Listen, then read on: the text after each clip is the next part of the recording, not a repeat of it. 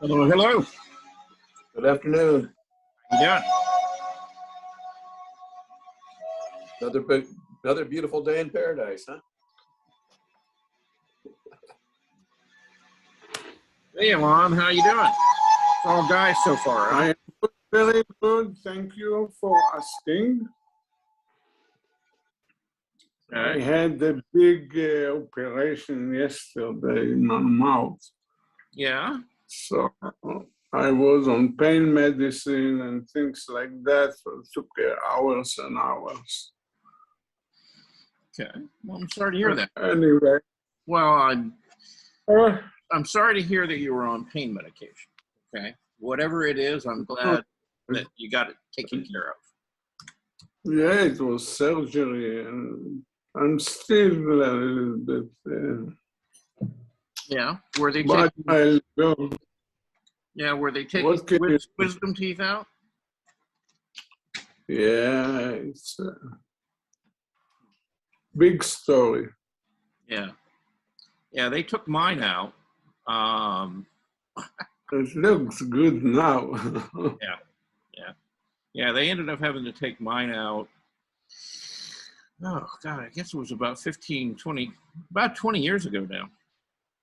Mm. And literally, the dentist was on top of the chair Oh, trying to pull that thing out. It was tough. It was really, really tough.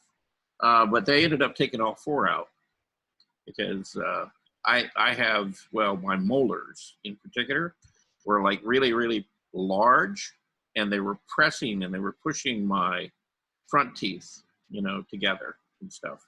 So they removed those. what can you do? Yeah. So anyway, they ended up taking them out.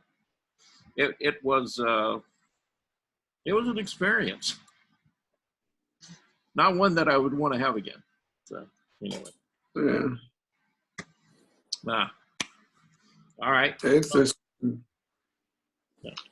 So far, all guys. Yeah. John, you're talking, but you're not saying anything, okay? You got to unmute yourself. Ah, there we go. There we go. I said, you know how women are. They always are late.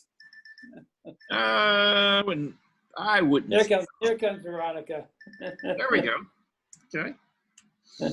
Hey, Veronica. How you doing? I'm good. How are you? Hey, it's Thursday. Right? We are on the downhill side of this thing, man. We are going. With great weather besides. Well, Yes. Well, it's. I see blue sky out there. It seems like it's gotten darker. Like maybe it's going to rain. Yeah. Not supposed to. Yeah, not here. Yeah. Now I went out yesterday afternoon. I went down to the river, the Chattahoochee, in there along, kind of along the frontage road, and along like 285. And there's a park down there. And I went down there and I was spotting out some locations to go do some plein air painting down there. And, just trying to figure out logistically, it's like how far am I going to have to schlep stuff, to get it out there to where I could have like a view of the river. I'd been there quite a few times. And for some reason, I was kind of thinking that you had a pretty clear view from right down there by the freeway if you're looking north on the river. And, went down there yesterday walking around. Reality is you don't. You have to, typical Georgia, trees are in the way of everything. It's hard to get like a really good view. But about not quite. It's probably a little over half a mile up the trail. There's a deck area that the Nature Conservancy has built that goes out into the river slightly so that you get a pretty good view, north and south from there. And I've been there before. And, I remember them. They actually ended up building 3 of them. 2 are pretty useful. The third one, it's like, why did you bother to waste your time? It's like they built it and it's like surrounded by trees. So yeah, you got a deck area. Yeah, it's technically over the water, just barely, but there's trees, you can't see anything even when you walk out there, even in front of it, oddly enough. So it's like, what are you thinking? So, but the old ones out there, I guess they've replaced them. And I don't know why, because they seem like they were in pretty good structural condition, And what they replaced them with, hey Armando,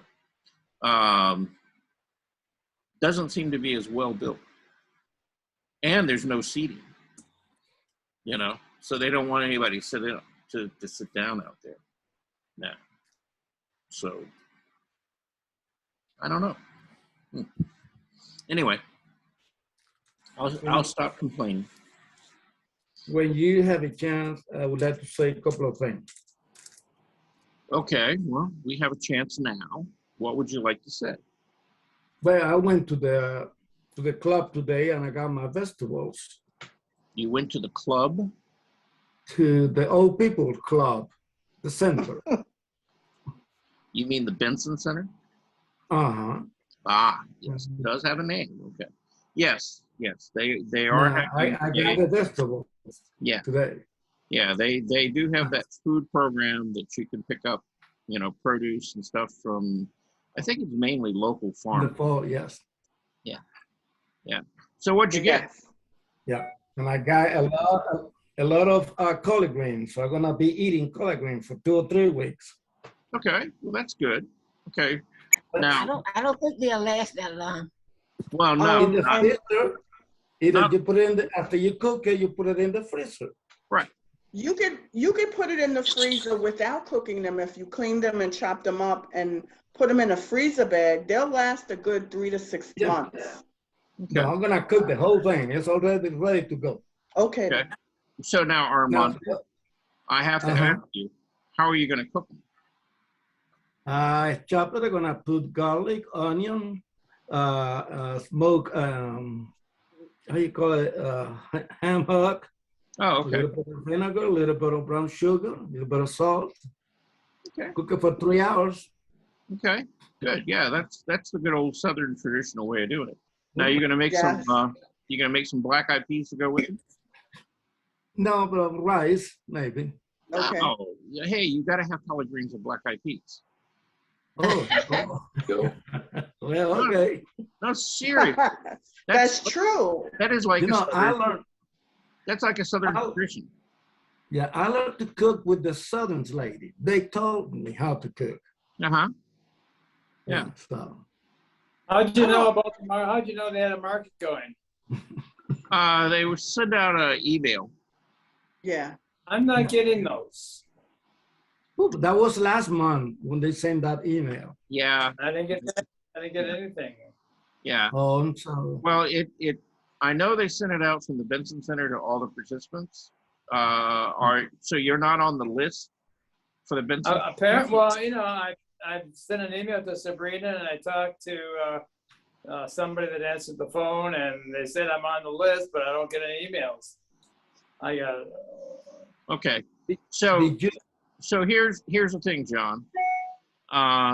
After class today, I'm going to send you an email address. The guy's name is Ron McCall. Ronnie, yes. Yeah, Ron McCauley. Yes, right. Okay. Yeah, and or just call the center and ask for him. Track him down and make sure, that he has your right email address and stuff. Because, if you're signed up at the center, you should be getting the notification. Well, that's what I thought too. And I got a couple of months back, I got one menu from Sabrina for the week, and then that was it. Uh-huh.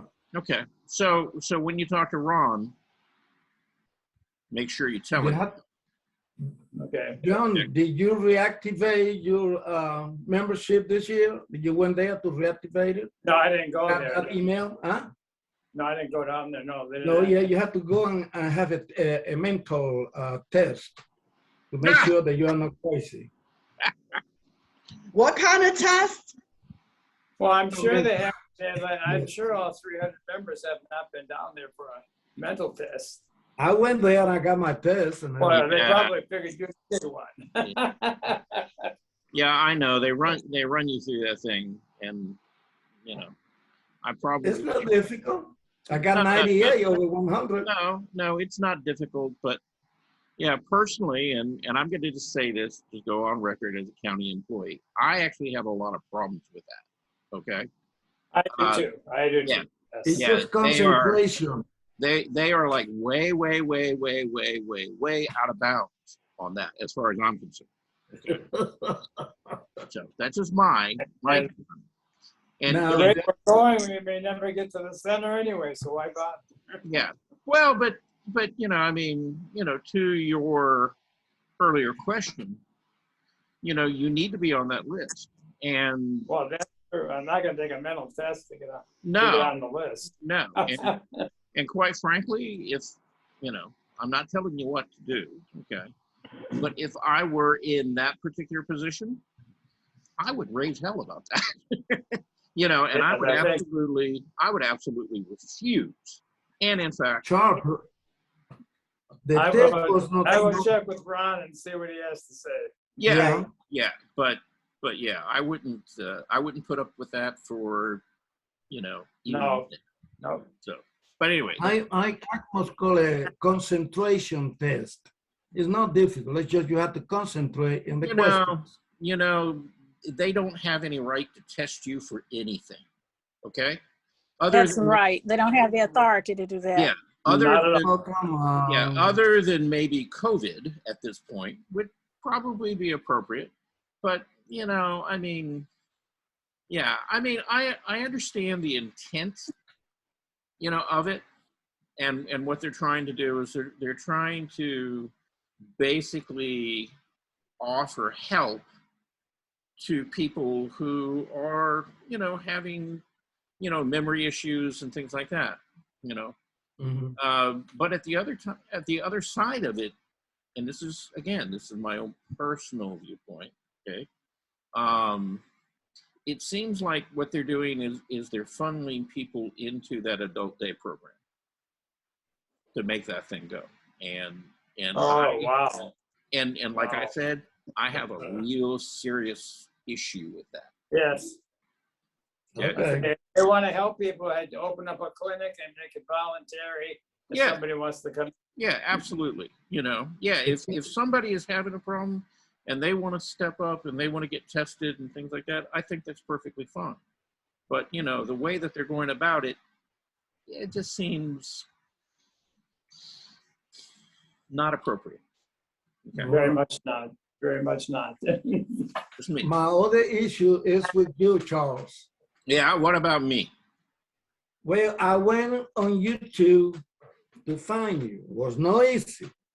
And then I got Elaine. But no word, nothing. I saw Elaine picture there, but no word, nothing. Elaine? Yeah, I got him here also. Oh, I don't know Elon. what he was Elon. Okay. Yes, Elaine. Elon. Okay. You're saying Elaine. Okay. Where did you find me? Yeah. And All right. YouTube. Okay, so yeah.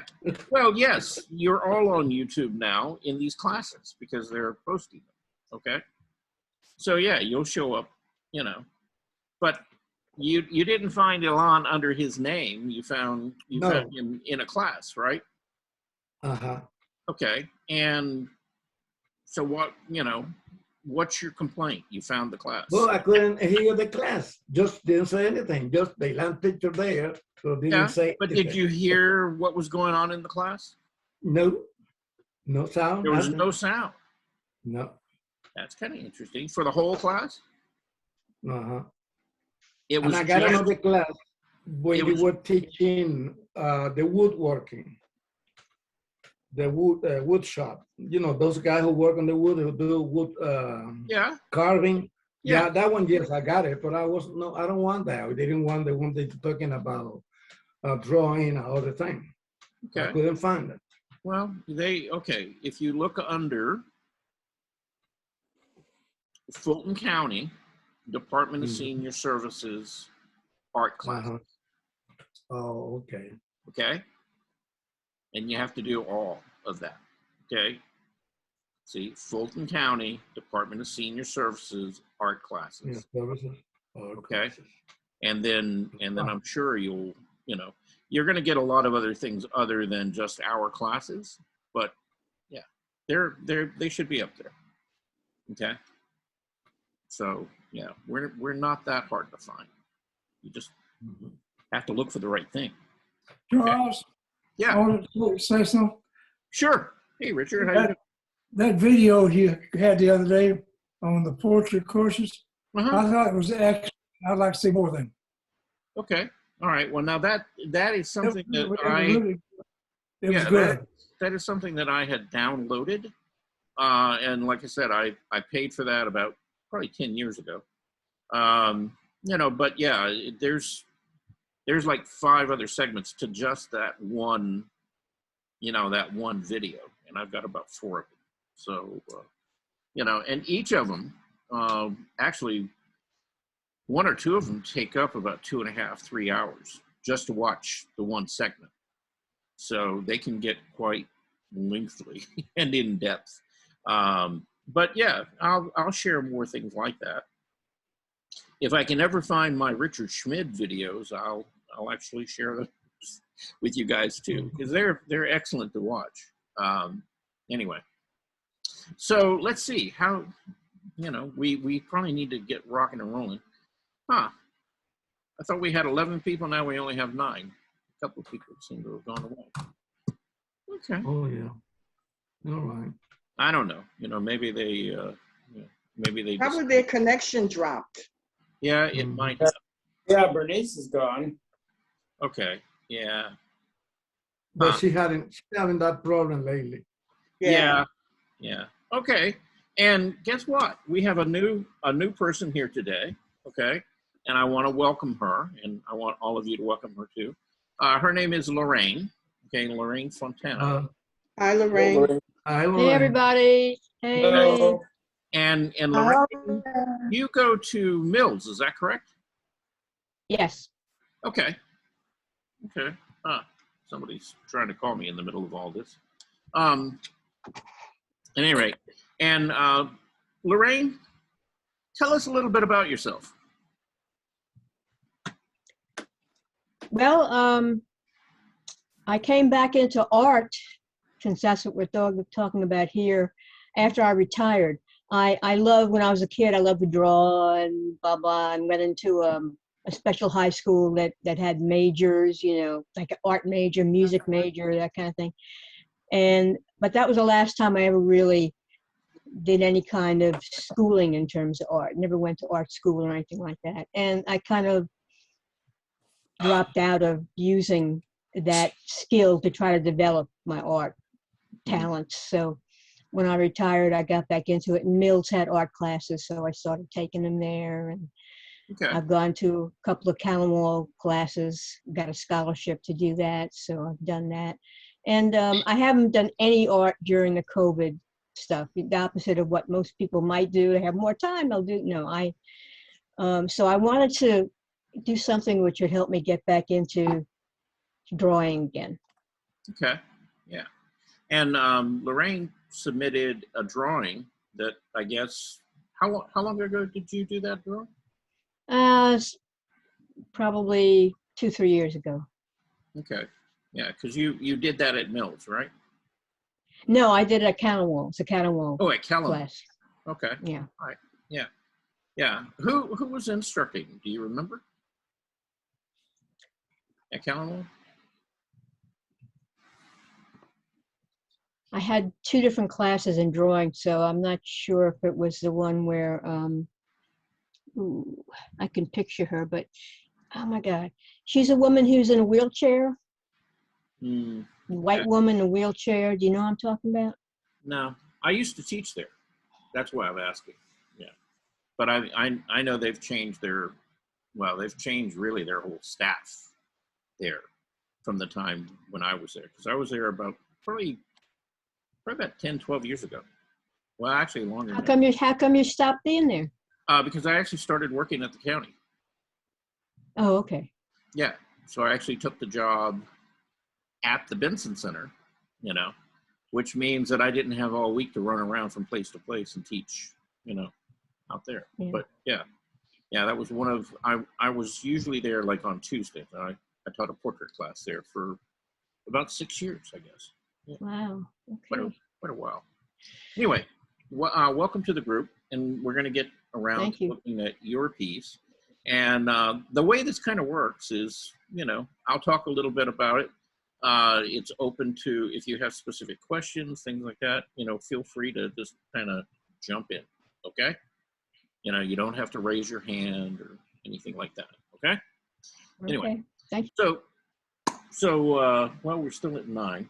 So anyway, I'm going to get rocking and rolling here. And we're going to look at what, you know, you guys have submitted. And in fact, Armando, Yeah. you get to be the star of the day, okay? Oh, We're going to pick on okay, you. everybody. We're going to pick on you first. Shotgun ready. Is that okay?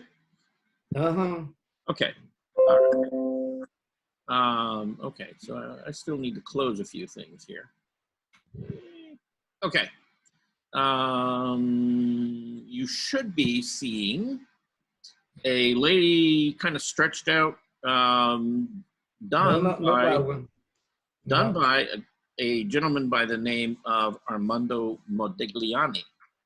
Okay. Oh. Mm-hmm. Okay. Now Armando, and the reason I have the Modigliani on there is that it relates to what Armando is wanting to do for his, you know, more or less in-depth drawing. And here's Armando's more or less thumbnail, okay? Yeah, now this figure is not nude, and that's fine, okay? But the pose is very, very similar. And, you know, the arms are raised over the head. She's reclining on a sofa or a couch. Now, Armando, Yeah. you know, because one of the assignments or one of the parts of the assignment was to make it, you know, within a time, okay, to indicate, you know, what time it was. Now, that could be time of the day. It could also be season. It could also be, you know, the century, okay? Was this drawing supposed to be in the 1800s? It's, Or was it no, supposed to right be? now, no. 2021, middle of the Right. afternoon, summertime. Yeah, so it's a Summer season. contemporary drawing. So if you Yeah. begin to look at the furniture, if you begin to look at the electric lamps, things like that, it begins to sort of impart this idea that this is a contemporary, you know, image, okay? It's not something that's classical, okay?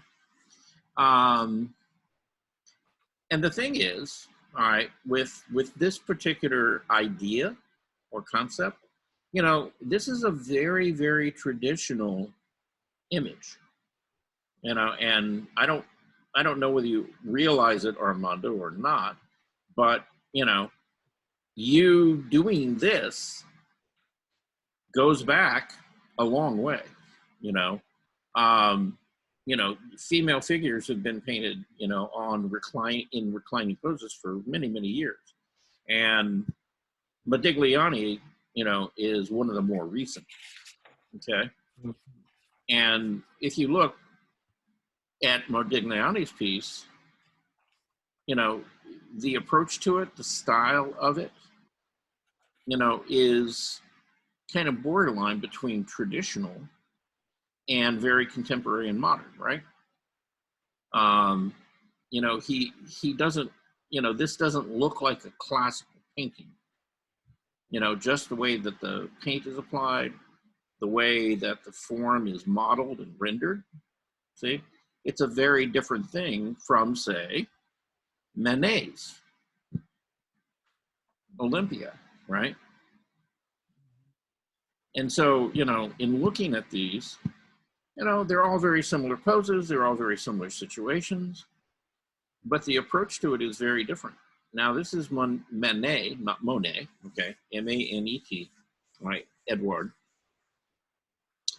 And he was an impressionist. And, you know, we think of impressionism as being a lot of these little choppy brushstrokes. Well, you know, that was not Manet. You know, he painted more solid looking forms. Now, is this a contemporary, would this have been a contemporary traditional painting for the time he painted it, which was around 1863? And the answer is no. It was avant-garde because it was in no way close to, say, this painting, okay? All right, now this is Henry Fantin Latour, okay? And he was a member of the French Academy, right? And this is very much so, you know, what would have been expected as far as the handling of the paint, the modeling, things like that for the time, right? And this was painted really right about the same time as the Manet piece, right? Mm-hmm. So again, you know, you had this divergence of the Impressionists, you know, and again, they began to simplify forms, colors, shapes. They began to also experiment with, you know, the reaction of light on the surface in a very different way than, you know, the Academy would have done. You know, here's another,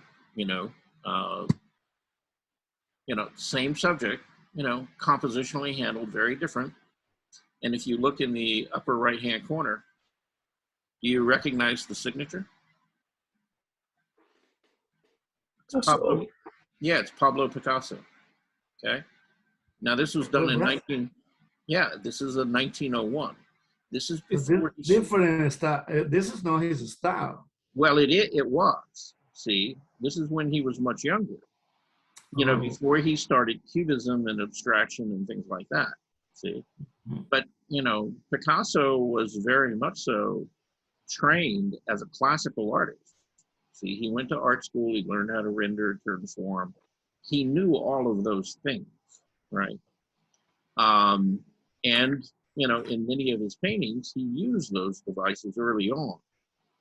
You know, all the way up through, you know, actually, you know, past his blue period, where, you know, he was painting more or less traditional paintings. See? And so, you know, from there, you know, he moved into ideas about abstraction and cubism and, you know, further down the line. So my point to you, and where I'm trying to go with this is that many paintings, you know, have been done of this subject, and even, okay, see, if you can't find a model, you could always put you on the couch, okay? Now, if you want to, you know, if you want to cover a few things up, that's fine, okay? But what I'm telling you, I guess, is that this is not, you know, this is not a subject that hasn't been explored in many, many different ways, you know, and been played with as far as an idea, all right? And so, again, you know, try to have some fun with this. You know, try to make it something that's personal, you know, something that relates to you. And as I, you know, still fit the parameters of what we're trying to achieve here, which is, you know, make it timely, right? Mm-hmm. You know, and make it feel like, okay, you know, this is, you know, 2020 or 2021, right? You know, don't make it look like it's, you know, from the 1800s. So that really opens up the possibilities for you to work with different styles, you know, or approaches to drawing or painting the figure. It also opens you up to, you know, whether or not it's a male or a female figure, right? So, you know, not that male nudes were never done, you know, laying across couches. they're just a little more rare, okay?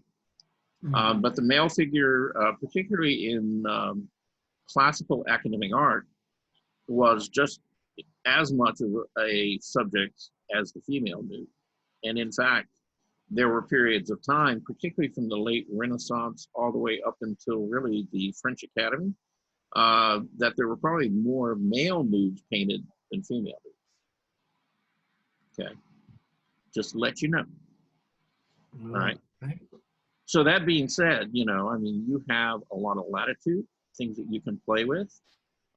This is a more, it's slightly more contemporary approach. Okay. I think this was done in the 20s, I think. Let's see, 19, I want to say 26 or 28. Okay. Yeah. So again, see the style, you know, the approach to painting the figure, you know, is very, very different from something that is very classical. You know, this is more lineal, you know. And then, of course, let's see, the last one I'll show you is this one. And it's a beautiful painting, you know, and I love the technique. This is a little more, it's kind of impressionist, post-impressionist. And it was done by a German artist, Theo van Ryselen, I think. But again, you know, the approach to how to paint the figure, the coloration, the way that the paint was used, the background, everything else. I like this one better than the others. Oh yeah, yeah. No, this is a beautiful painting. You know. I mean, it's same subject, you know, handled in a slightly different way. It's like Art Deco.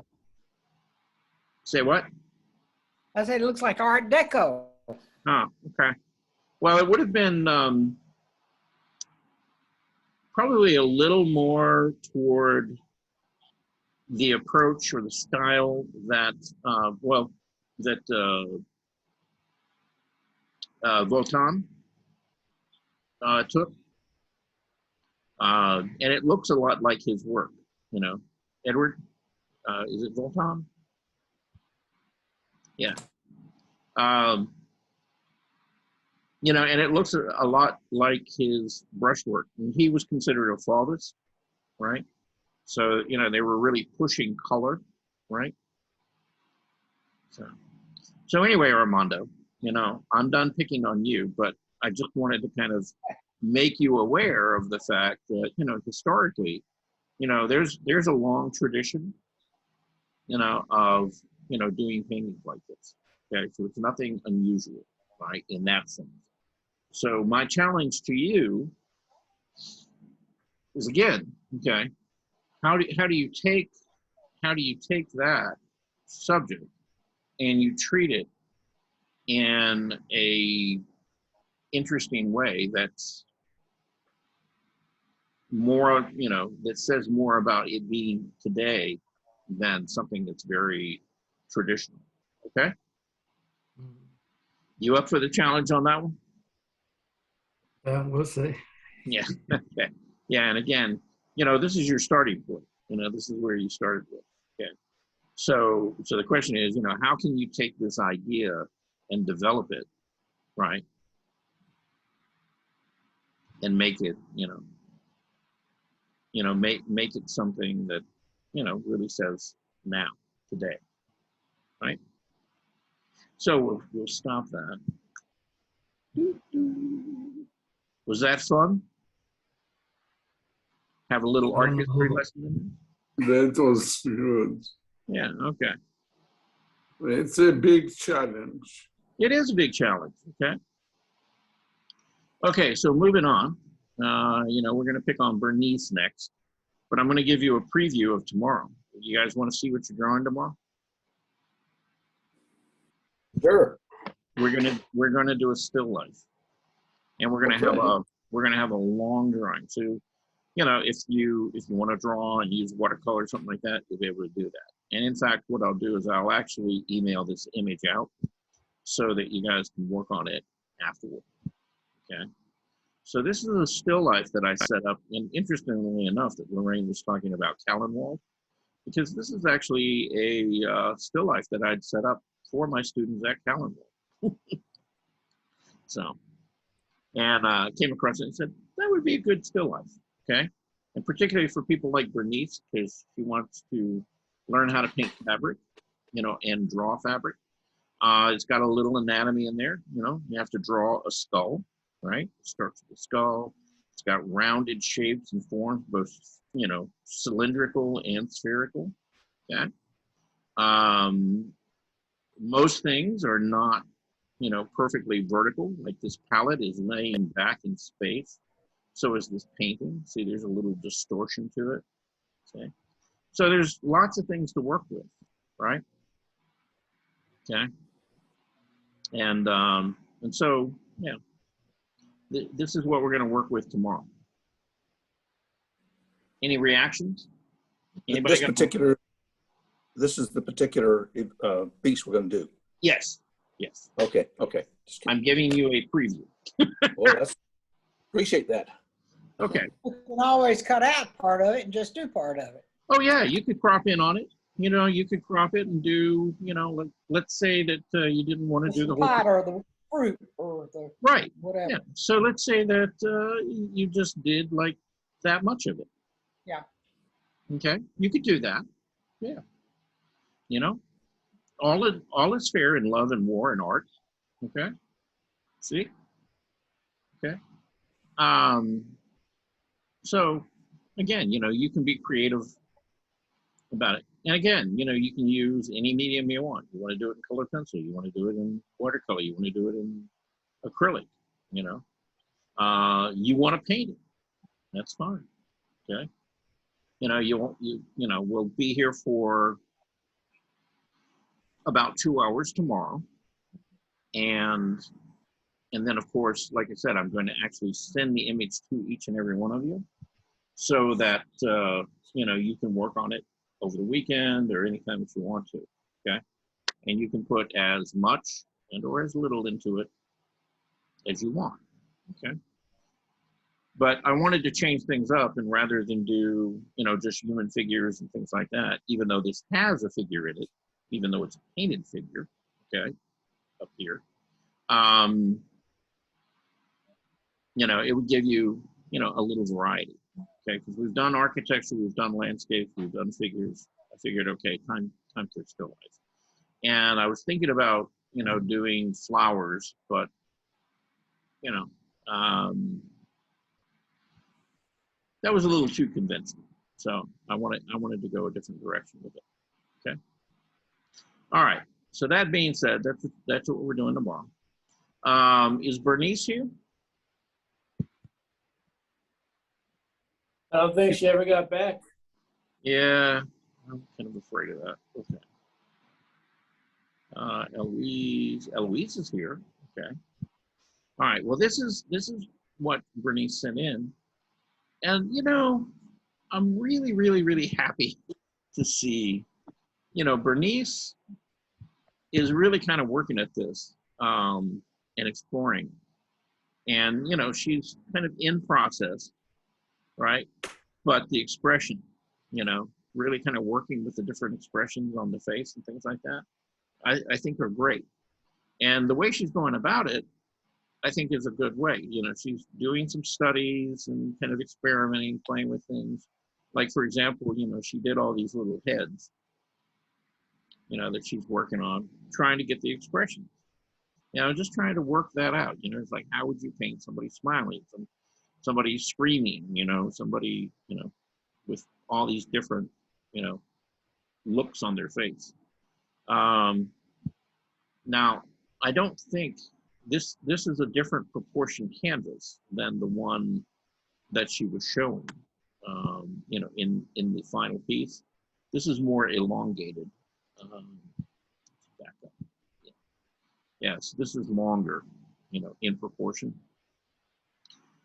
So I'm again, she's not here, so I can't really confirm this, but I would suspect that this was, you know, more or less a test, you know, just to see how she could get a gradation and sort of how the colors would work together, things like that. And so I'm happy to see her doing those things. And she found some reference, I think. And she didn't paint this, but she sent this along. And I think it's kind of where she's trying to go with the faces, something a little more kind of graphic and colorful, you know, playing with the different colors, still yet making it a representational image. Okay. But nicely done. So, all right. Bob, you're here, right? Yes, I'm here. Okay, so Bob sent us in. Now this was his original.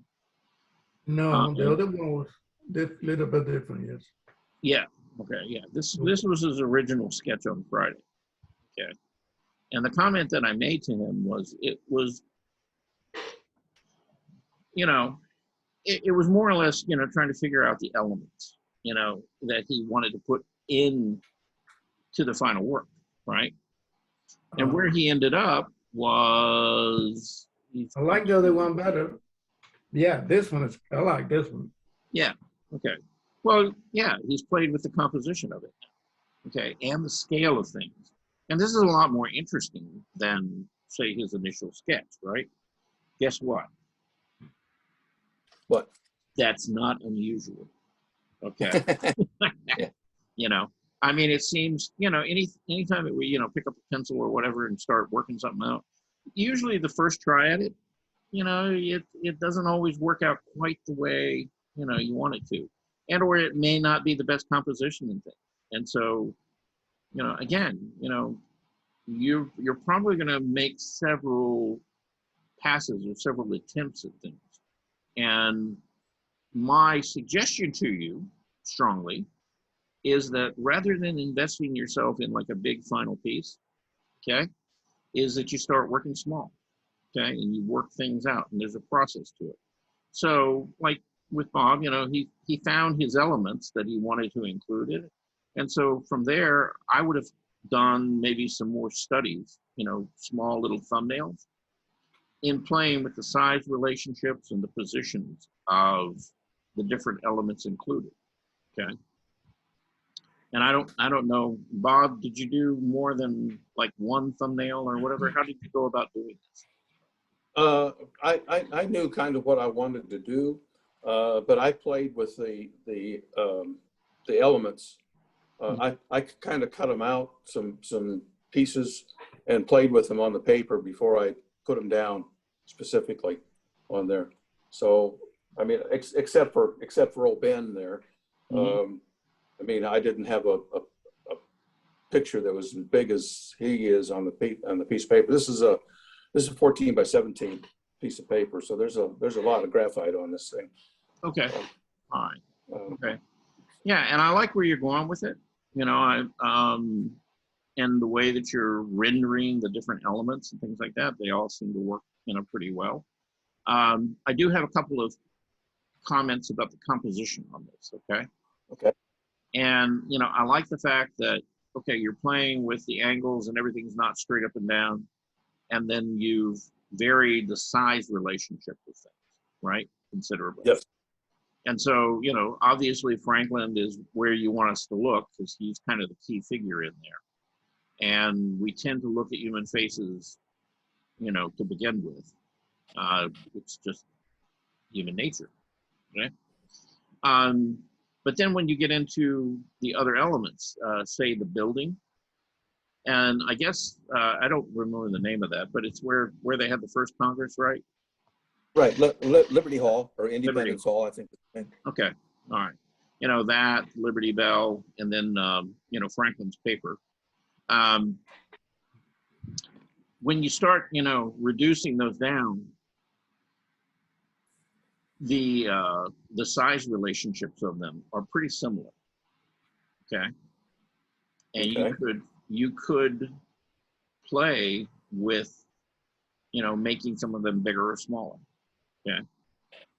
The other thing that you've done is, you know, oddly enough, you've created 2 tangents, you know, in the composition, all right? and they're both Okay, easily, yeah, they're both easily fixed. Okay, that's the good news. I'm trying to spot them right now. I don't. Okay, well, where the spire or the point of this, it's Oh. like this is sitting on top of it because it ends like Well, right there. In reality, it goes up beyond, and I probably should have done that. I mean, Yeah, well, you the could. actual spire. Yeah. Okay. So either make the spire, read a little more clearly as it breaks that line. Okay. The other thing is you could, make the paper a little bit longer. Okay. See, so, and that's probably what I would do is I just lengthen this a little bit so that you clearly see that the tower is overlapping the paper. Okay. Okay. Yeah, a little more. The other is the chimney where it kind of meets the bell. Oh, you're right. Absolutely. I see it now. Yeah, because again, it looks like the bell is kind of balanced on the building. Okay. And in this case, it may have a chimney there. I would eliminate it. I'd just get rid of the chimney. Just get rid of it. Yeah. I got you. And or move it, move it over or something like that. If you feel like you have to have it in, to be absolutely, But the personally, building has one on each end, but I've covered the other one up with Mr. Franklin there. Right. And so I do away with that one too. Yeah. That would work. Yeah. I just personally would get rid of it because it's again, it's making kind of an awkward point where those two objects are meeting up. And the fact that, the chimney is a similar range of value to the bell kind of ties them together. Okay. Okay. You could try, if you want to keep it in there, just don't shade it, just make it an outline. Oh, yeah. Okay. Okay. Either make it an outline or, make it an outline and make it taller and make it run behind the bell. See, yeah, there's lots of different ways. Yeah, you could work it out, and still have it there. But yeah, the easy thing is just get rid of it. Okay. Yep. Yeah, because nobody is really going to look at the building and go, "He's missing the chimneys on it." Okay. Well, my wife may have. Okay. If she may be able to see it. Yeah, but you see, you live with her, and so therefore you've given her carte blanche for criticizing your work, right? Well, anytime. I wish she could. I wish she was still around so she could criticize it. Oh, okay. Well, yeah.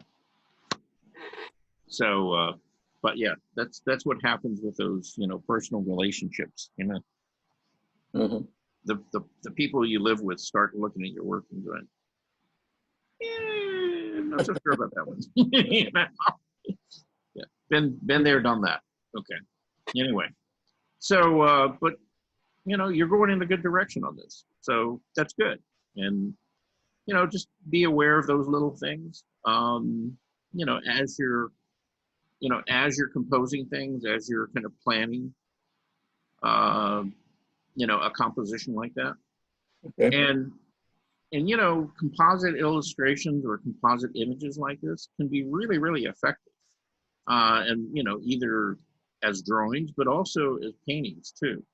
And, the beautiful thing about working with color and stuff like that is how you can sort of merge, one image into another and still have it work, really nicely.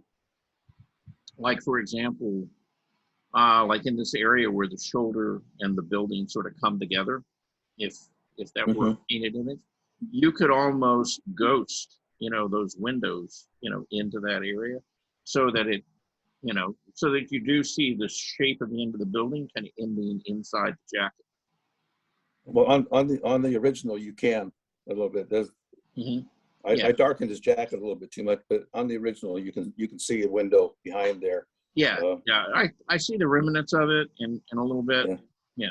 So, in color, you had a couple of more choices you could make to kind of bring that out even more, and still keep it in a similar value range. So, it's hard to do with graphite because it all sort of, after a while, looks the same. It's sometimes hard to differentiate. Yeah. So, anyway. Eloise? Yes, I'm here. I'm having technical problems too. Are you? Wow. Okay. Yes, I can see it though. I'm on my telephone. I couldn't get the computer to cooperate. Yeah. Okay. I wonder what that's all about. You and I Bernice. don't know. Yeah. No, Right, Bernie? Yeah, Yeah. she says she's having computer problems. Okay. All right. I think it's Well, the here- internet. Yes, Armando? I think it's the internet because I had it at the beginning, but finally I could get you, but I was having problem too. Okay. All right. Yeah. Anyway, this is Eloise's, this is your initial drawing from Friday. Is that correct? Yes. Okay. And, you know, she's got a really good, solid idea. Okay. And a general composition stuff worked out. And, you know, and basic storyline here is this is your cousin? Or- Yes, a cousin. Okay. Yeah. You know, and they're at, you know, at a beach, right? And so, you know, Right. you definitely get a sense of the time of day because of the long cast shadow. So the sun would be lower on the horizon line, right? So that means Okay. it's probably either early in the morning or, you know, later in the day. You We see just, sort of the feeling of the sand. She's got some trees back here, you know, she's got the horizon line and you know, a sky. And she's got this broken up compositionally into a really nice, strong composition. You know, she's got a very strong kind of triangular shape leading in here for the water, which brings your eye into the painting and across to the main subject, right? So it all seems to be, you know, very well planned out, okay? And then from there, now you're doing this as a painting, and is this oil or is this acrylic? it's oil.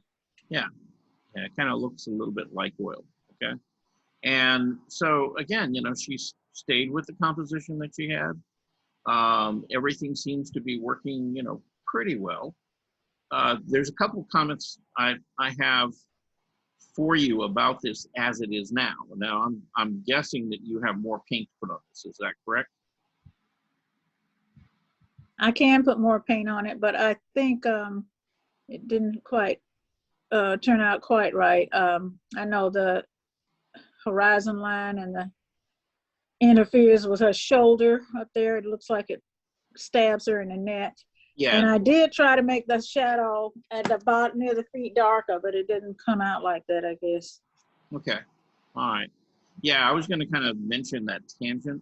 Now, in your original drawing, you didn't have that because, well, I guess you did kind of. Yeah. Yeah, it seems like this kind of came in a little bit lower. Okay. You know, the horizon line was a little bit below the line of her shoulders. So, Right. yeah. Right. So going back to the painting, you know, this being the more final piece, guess what you could do, Eloise? What can I do? You could lower the horizon line. See? If you I just think I'll do that. yeah. See, and while you do that, okay, there's two things I want you to do. Okay, one is lower it, okay? But the other thing is, don't keep it such a sharp line. So you try to soften that edge back there. Mhm. So that, you know, the line isn't as hard, because right now it's one of the areas in the painting that has the sharpest line and the most contrast. And it's not where you want us to look, right? So, you know, you got to kind of find that balance, and you got to kind of modify that so that the contrast between the horizon line and the water isn't quite as stark and not quite as strong. So you got different ways of handling that. So maybe you change the value so that the value is closer to the value of the sky, right? That's one way of doing it.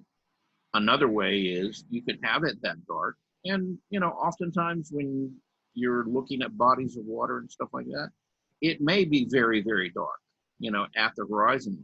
But because of the distance and because of atmospheric perspective, you know, it's a little softened, you know, it's a little bit blurred, right? You know, because of the fact that it is 7 miles away, because that is the distance, you know, where that's about as far as we can see in any direction unless we're way high up, because the curve of the earth at about 7 miles goes over the horizon line from us.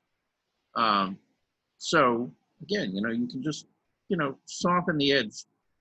And I'm not saying make it real fuzzy. I'm just saying take the edge off of it so it's not quite so sharp. Okay. And Can I raise, excuse me, yes. can I raise the horizon line? Because I'm thinking that dark paint is gonna be, I'm gonna have to put several layers on top of it to lower it. You could either bring it up or bring it down. Now, if you ask me, bringing it down, I think would be a better solution. Okay. Okay. And the trees, I know are supposed to be lighter in the distance, but when I looked at another picture of of images of distant trees, they were all very dark. Yeah. Well, you know, I would say you can keep. You got two issues with the trees. One, the color is pretty intense. You know, in comparison, see, it's relative in comparison to all your other color mixtures within the composition. Those greens in there are kind of sharp and kind of intense. Okay. So you could gray them down more, and that might get them to sit back. The other thing is, again, the edges. See, you're keeping a rather sharp edge on those shapes. And again, if they were softer, even if they're as dark in value as you have them, they would sit back more. Okay. Okay, you say the horizon line is too straight, too level, so No. It's fine. You know, it being level is fine. It's too it's too high, and the edge is too sharp. See, like right in here. See, it gets much softer, right? You know, and it works pretty well. But out here, I mean, that's as sharp as a razor, right?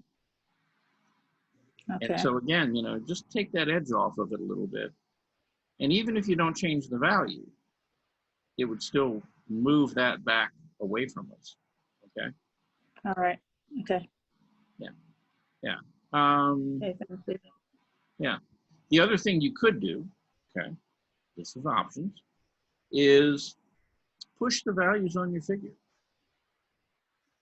So you get more, since she's the focal point, you know, you got 5 types of contrast, right? Right. Okay.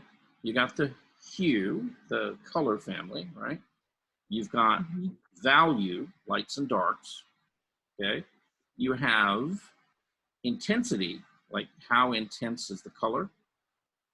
You've got the temperature, whether things are warmer or cooler than things around it, right? Right. And then, of course, you've got edges, how sharp the edges are, right? So to get something to come forward in the composition, right, and to become the focal point, those 5 things are good to have in that focal point, right? So you could do all 5. You could increase the contrast in value. You know, I think the actual color, the hue of, you know, I mean, basically you've got an orange and a blue primarily. And that's fine. You don't have to really change the color families, though you could make parts of this blue cooler, right, in temperature, and maybe darker. You could sharpen the edges, right? You can also, you know, darken the value in some of these areas. Again, you know, the arm, you see, overall is pretty much sort of the same value all the way across, right? In your original drawing, that wasn't the case. See, she had strong sunlight hitting the back of her, right? So where did that go in the painting? right? That's about the tiniest painting I have ever done, even though it's 6 by 8, I think. And I could not handle the colors, the paint. I used a tiny brush, but it wasn't small enough. I guess I needed to use one with it, but with 2 hairs on it or something. Yeah, So. yeah. Working really, really small can be difficult. But, whether you're working, on a small scale canvas or whether you're working on a large one, all the same rules apply. Well, can I just eliminate her from this picture? I started not to put her in that anyway.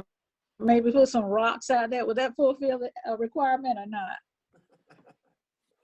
Well, that kind of eliminates the person element of it, But again, okay. yeah, but again, Eloise, the point of this whole conversation and the assignment itself was to get you to use your imagination, to get you to try to work, and try to, basically activate your visual memory. Okay. So, Okay, I'll just get a larger canvas. I'll just paint it on a larger canvas. well, but okay. And what I was going to say is you've done that. Okay.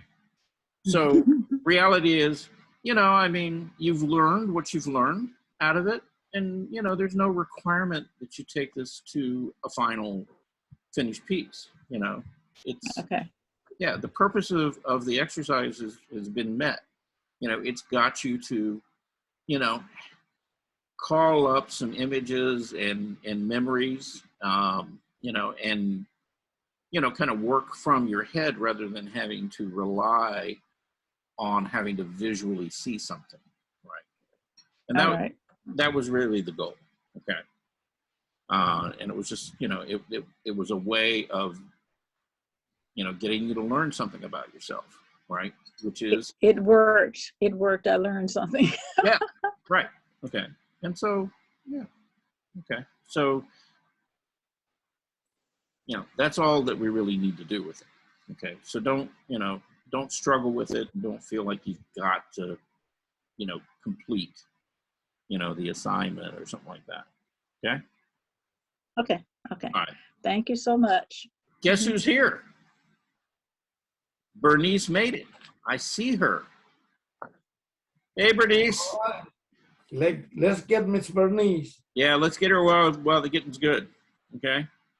Bernice, can you talk to us?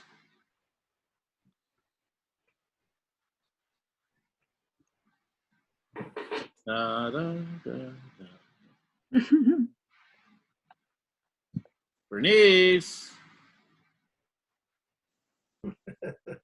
Okay, well. Okay, she wants to talk to you. No. She may still be having issues. Yeah, she might. Yeah. Okay. So anyway, all right. Well, we'll wait until she can talk to us, and then we'll kind of jump back in there. Okay. I'm gonna skip forward, John, just for a second. I'm gonna skip forward. Bob. Yes. Yeah. I put something in here a couple of weeks ago that I wanted you to see. Okay. Oh, okay. And it wasn't a fat man with a beard. Okay. Because you get to see those just about every day of the week when you look at me. Okay. Well, I got a little beard and I'm getting fat myself. So there you okay, go. Good. We're all kind of on the same track here. Okay. But, okay, Justin Dancing Hawk is I'm here. Yay! Okay. I've been gone for 1,000,000 years, but I'm finally back. I know. Okay. All right. Yeah, and we're gonna go back to you in just a minute here. Okay.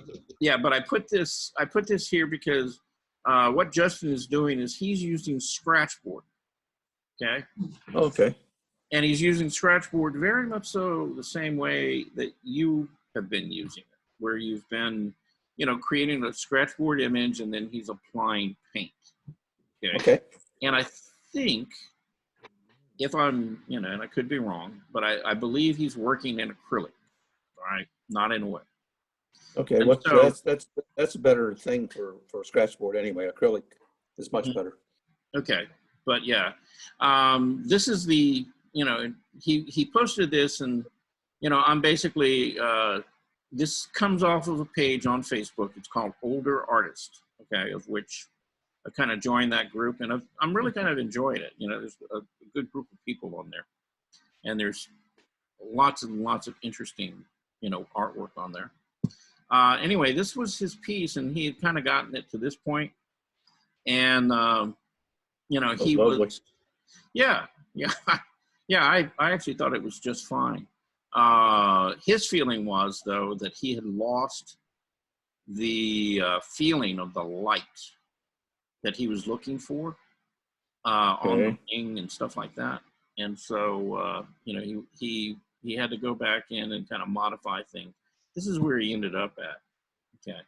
And so yeah, much further along, much more refined, but really, really nicely done. Yes. Yeah, it's a beautiful piece. And as you can see, it's not small. It's, you know. It's much better with some of the places being lighter. Mm-hmm. Yeah. Yeah, because the other one was too dark, you know. Right. Just Yeah. into the background. Yeah, so you get a lot more definition with the flowers, you know, even the sort of the texture of the rock stone, you know. So yeah, really nicely done piece, you know, overall. Yeah, this person may be a member of the International Society of Scratchboard Artists, because I think I've seen this piece posted out there on their website, I think, or one very similar to it. Yeah. But, yeah, but yeah, that's probably about I'm guessing 1824, you know. That's big. That's big for scratchboard. Yeah, that's huge for scratchboard. So yeah, really, that's a lot of work. You but got anyway, sore hands scratching so much. Yeah, but yeah, I wanted to share that with you because of, you know, some of the work that I've seen you do, and so, you know, I mean, you know, different people, a little different approach, but yeah. Well, thank you for sharing that with me. I appreciate that. Okay, yeah, I've been trying to get that in front of you for a couple of weeks now. So, all right, so let's go back to Bernice. Okay. Yay! Yay! Okay, Bernice, guess what? What? We've already talked bad about all of your work here, you know, and actually I didn't really have anything bad to say about it. You know, the fact is, I like where you're going with this, and I like your approach, and I appreciate the fact that, you know, you're experimenting and kind of exploring things with this. Oh, you know, you asked me to make the heads bigger. Can you tell the heads are bigger? I can. Yeah. Oh, okay. Yeah, I can see that the heads are bigger, and because they are bigger, you know, you get a little more of the, you know, emotional reaction, you know, to each of the faces, you know. Okay. And I know, you know, you're still working on them and you're not finished with them necessarily, but, you know, I see, again, you know, you've taken another canvas, you know, you're kind of working out, you know, what are these heads going to look like, and you're practicing, you know, with it. And that's great. Yeah, I'm trying to see how the hair would look in different colors. Right. Yeah. Right. You know, and the same thing with the background, you know. Now this one, believe it or not, I did this before I began the painting. Oh, you did? Okay. Yeah, but after I looked, I said, I really like it. And so I was wondering, can I just put a ball, can I put a crystal ball in there and work on my looking through glass and call that a painting also? Good. Cause see, I painted that on a canvas before I did the you know, the roller coaster. Right. Yeah. Okay. Well, I see this. You got me doing it. A spherical form here. Yeah, I'm gonna. Would that be okay if I did that? Bernice. It's not my canvas. You can do anything you want. You know. Okay. Well, I'm gonna put like a what do you call a sphere in it, and see if I can, you know, and work on, you know, how you look through glass and see things. So yeah, you're looking for the refraction and the distortion. Exactly. Okay. All right. All right. So my question is, other than the pink sky behind it, what are you going to refract and distort? Just what's behind it. Ah, okay. Mhm. Are you going to include any of the green trees or anything at the bottom? Well, I could. I guess I'm going to put it right where it is. All Is right. that a bad location? Good location? Move Well- it down. Make it well- bigger. What I'm going to say to you, I want you to listen to very carefully. Okay. Okay. If you took a clear marble, which is basically a glass sphere, right? Or you take a Mhm. crystal ball, which is a glass sphere, Okay. it's going to reflect everything around it, including the trees. Okay. Oh, okay.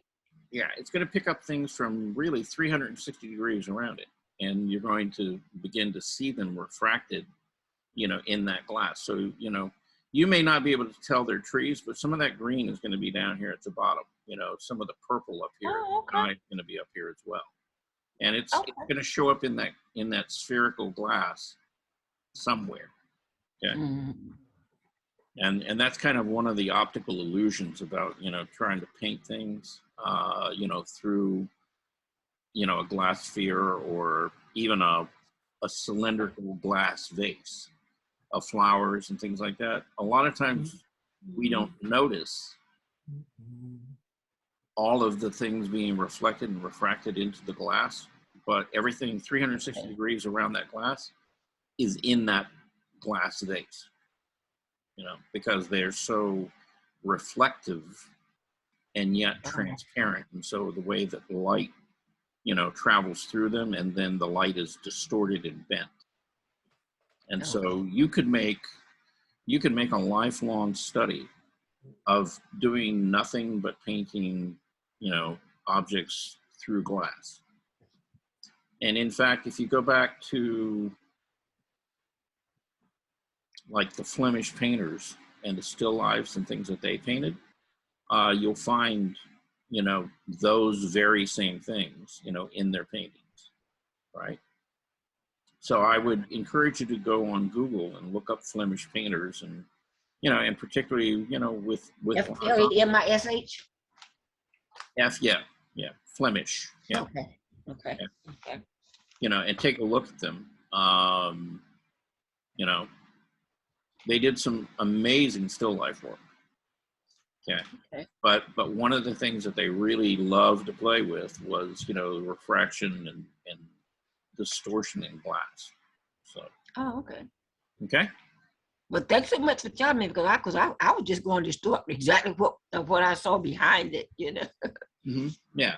Well, what you've got behind it right now is, a pink field of the sky, right? Mm-hmm. But you need to get some of the other cloud elements and things, and it can't move straight across it. It's got to move around that sphere. Okay. See? Okay. So now, before we go away and leave you alone, what is she all about?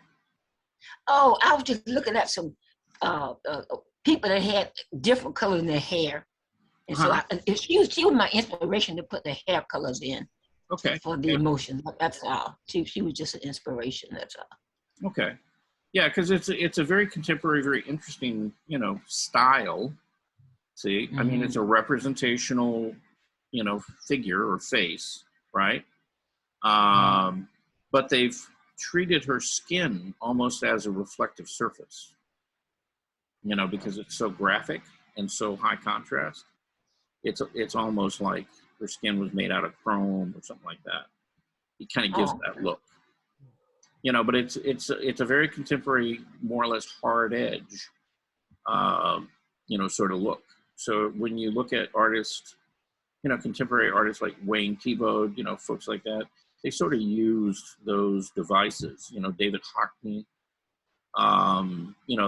they'll sometimes break values and colors down into areas, and it's kind of how they lay against each other.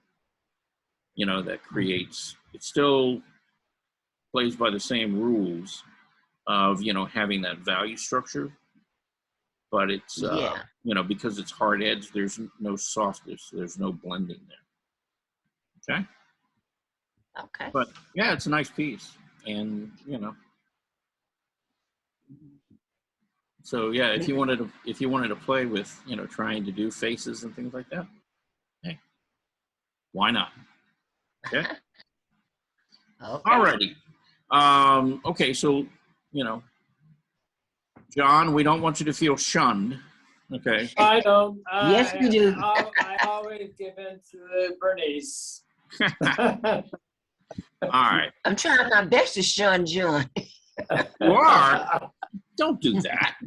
All righty. I'll try Be not nice. to then. Play nice. All right. Okay. Okay. All right. So let's look at John's piece. You know, he's done some beautiful watercolor pieces here. And so tell us a little bit about this piece. You got schoolgirls.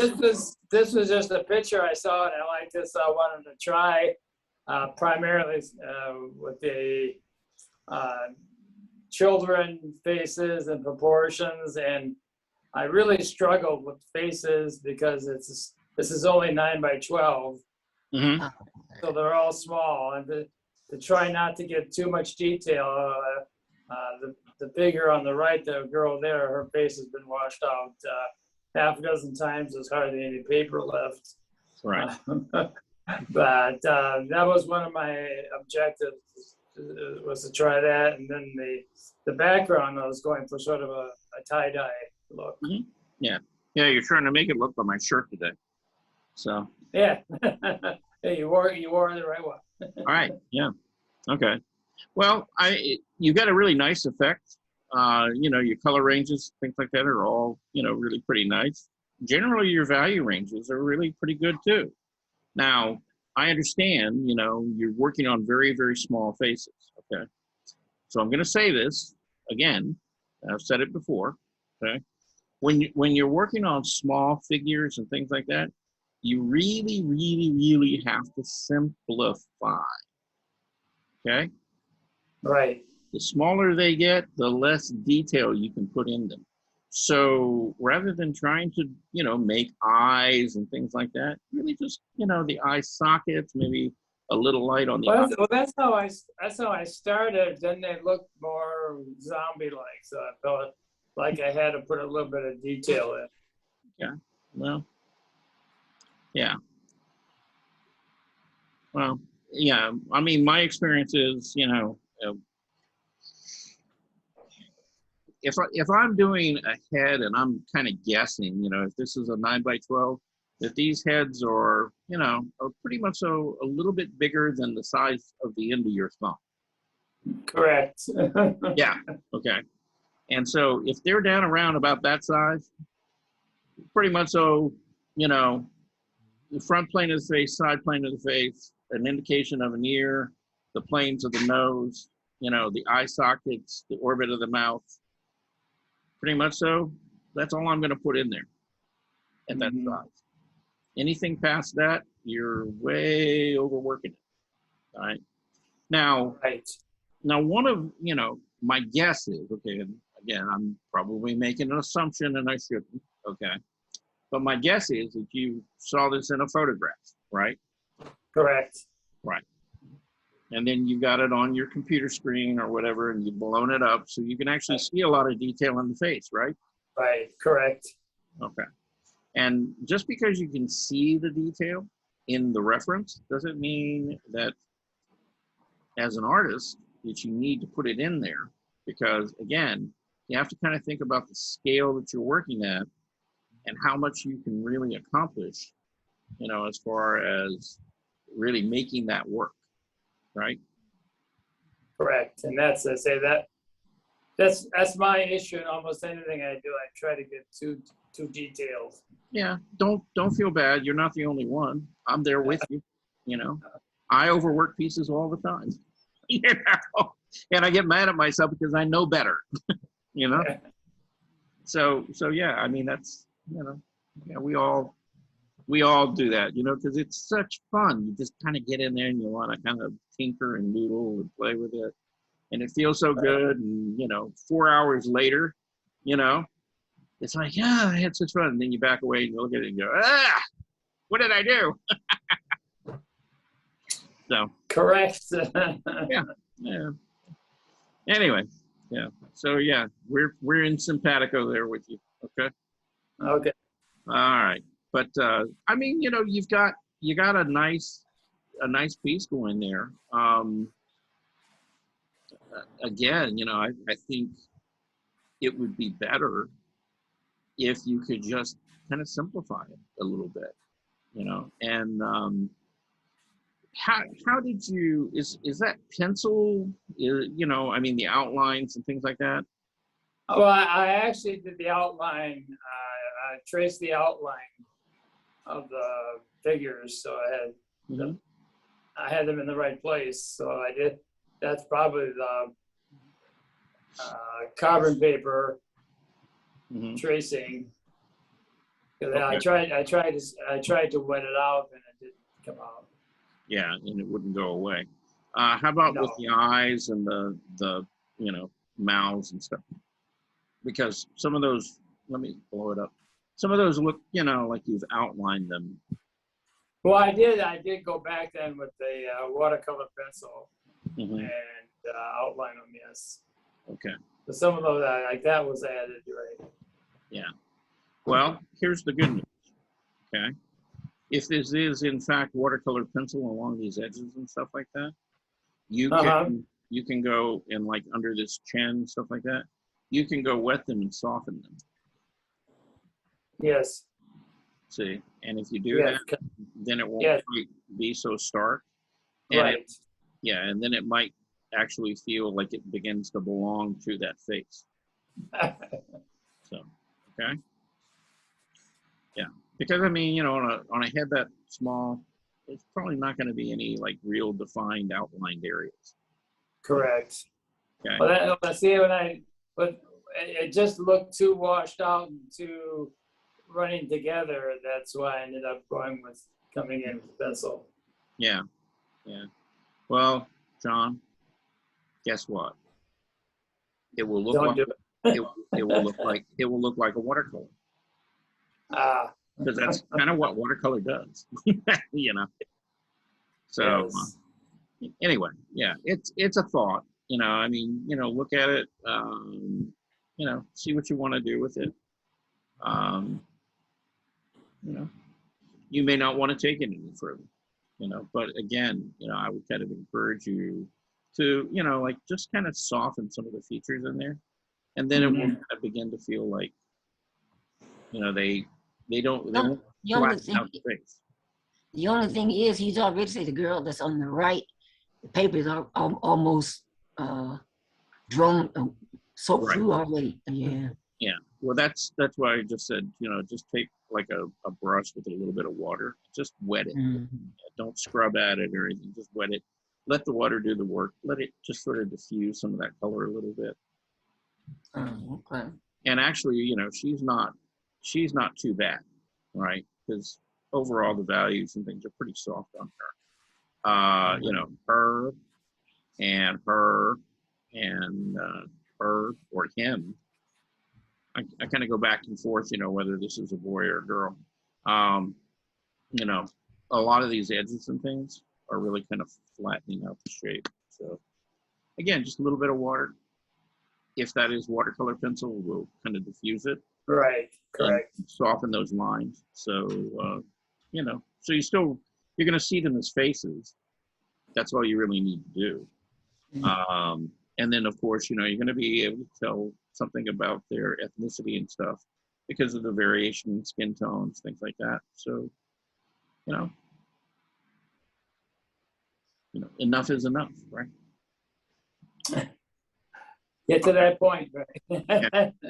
Yeah, and then you reworked this piece a little bit, and oh yeah, he softened it. Yeah, and so what do you look at first there?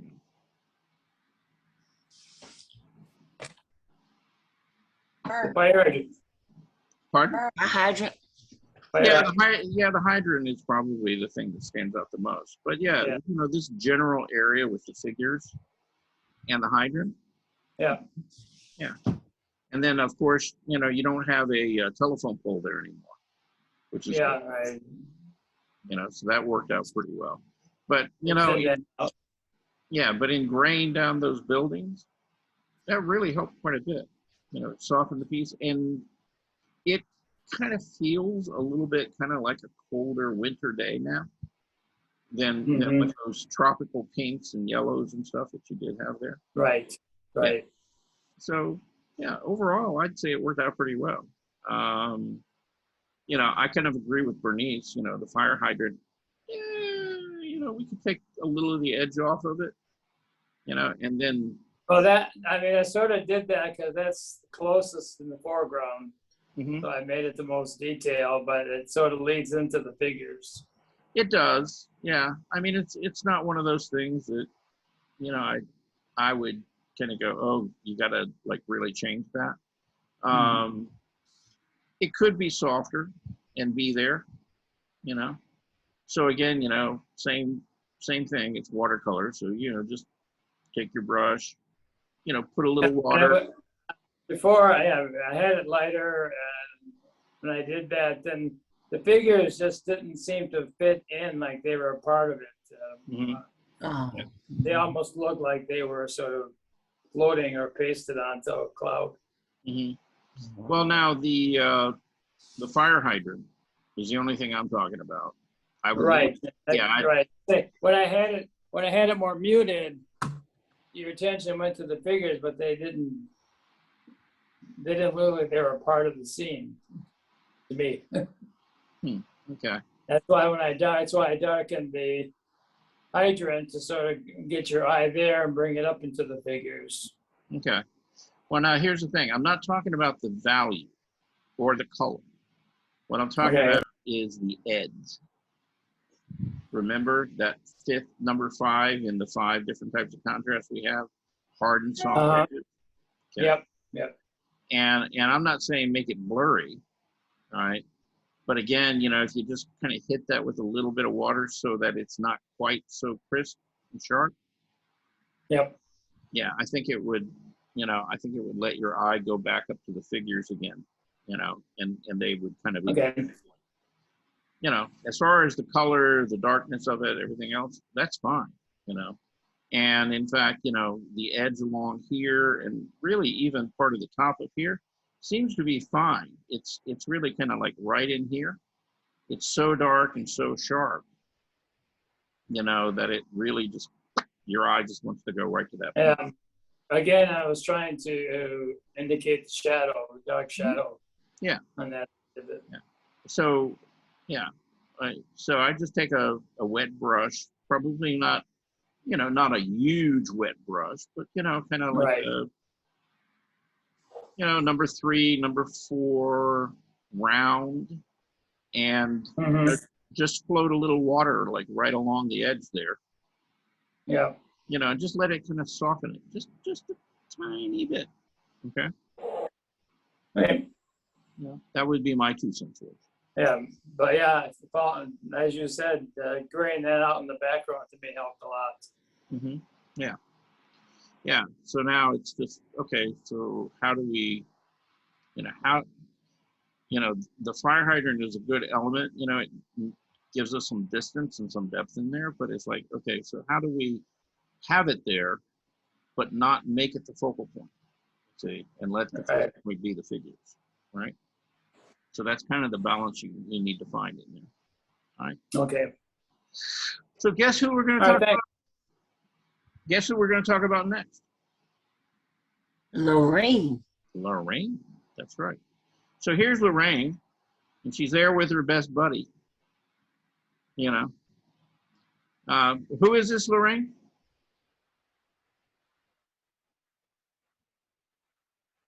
Lorraine. Yeah, I have to unmute. I'm sorry.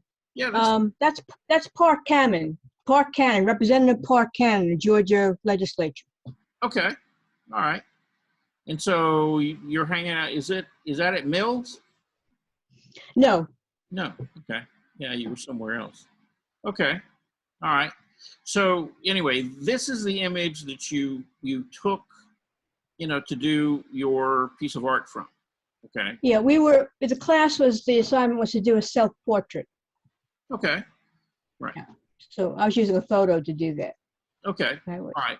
So we have a photo of you, and you're there next to Park Cannon. Okay. Right. And okay. So, we have your face. You got a nice expression on your face. Actually, the lighting on this is really pretty nice, because you've got it coming in from the right side. And notice the temperature differences, as well as the value differences. See, the shadows are sort of falling to the left, and temperature-wise, you've got sort of a very kind of warm light, because this is kind of yellow, right? And then as you get over here, it kind of goes into a purple, or kind of a cooler temperature. So you've got, again, cooler shadows, warmer light in this particular case. And I wasn't using color, so I don't know I don't know much about how to use pencils and different kinds of different numbered pencils to get different effects. So right. Yeah. So because you're working monochromatically, right? Yeah. You're not really able to take advantage, of that temperature shift, that you have. Really, the only thing you've got to work with is you've got value, right? So how light or how dark things are. And then you've got edges, right? How hard or how soft they are. Because, the hue is gone because we're not using color, right? The intensity is gone, again, because we're not using color. And the temperature is gone because, again, we're not using color. So in your drawing, let's take a look in right now, okay? So, you've got a fairly well-developed drawing. You've got nice shapes. Generally, the proportions and things like that are all kind of working. And, do you have a likeness of you? Yes. Okay. It looks like you, right? Now, is it a photorealistic representation of you? No. Okay. Does it have to be? No. Right. This piece has a little bit of personality to it. Now, my suggestion to you, though, is, where we really want to look is we want to basically be drawn to your face, right? Yeah, that was the main problem I had when I realized I finished it. It was like everything was almost washed out around the face. And I was afraid to just go in and put a darker pencil over everything. I didn't know if that would really be a good thing to do. Yeah. Well, the answer to that is no. Okay. You don't want to put a darker pencil on everything. Okay. Because if you do that, then what you're doing is you're just generally darkening that whole area. And what you really want there is you want more contrast. Okay. Which means that you do need some stronger darks in that area, but you don't want to lose all of the midtones and the lights at the same time.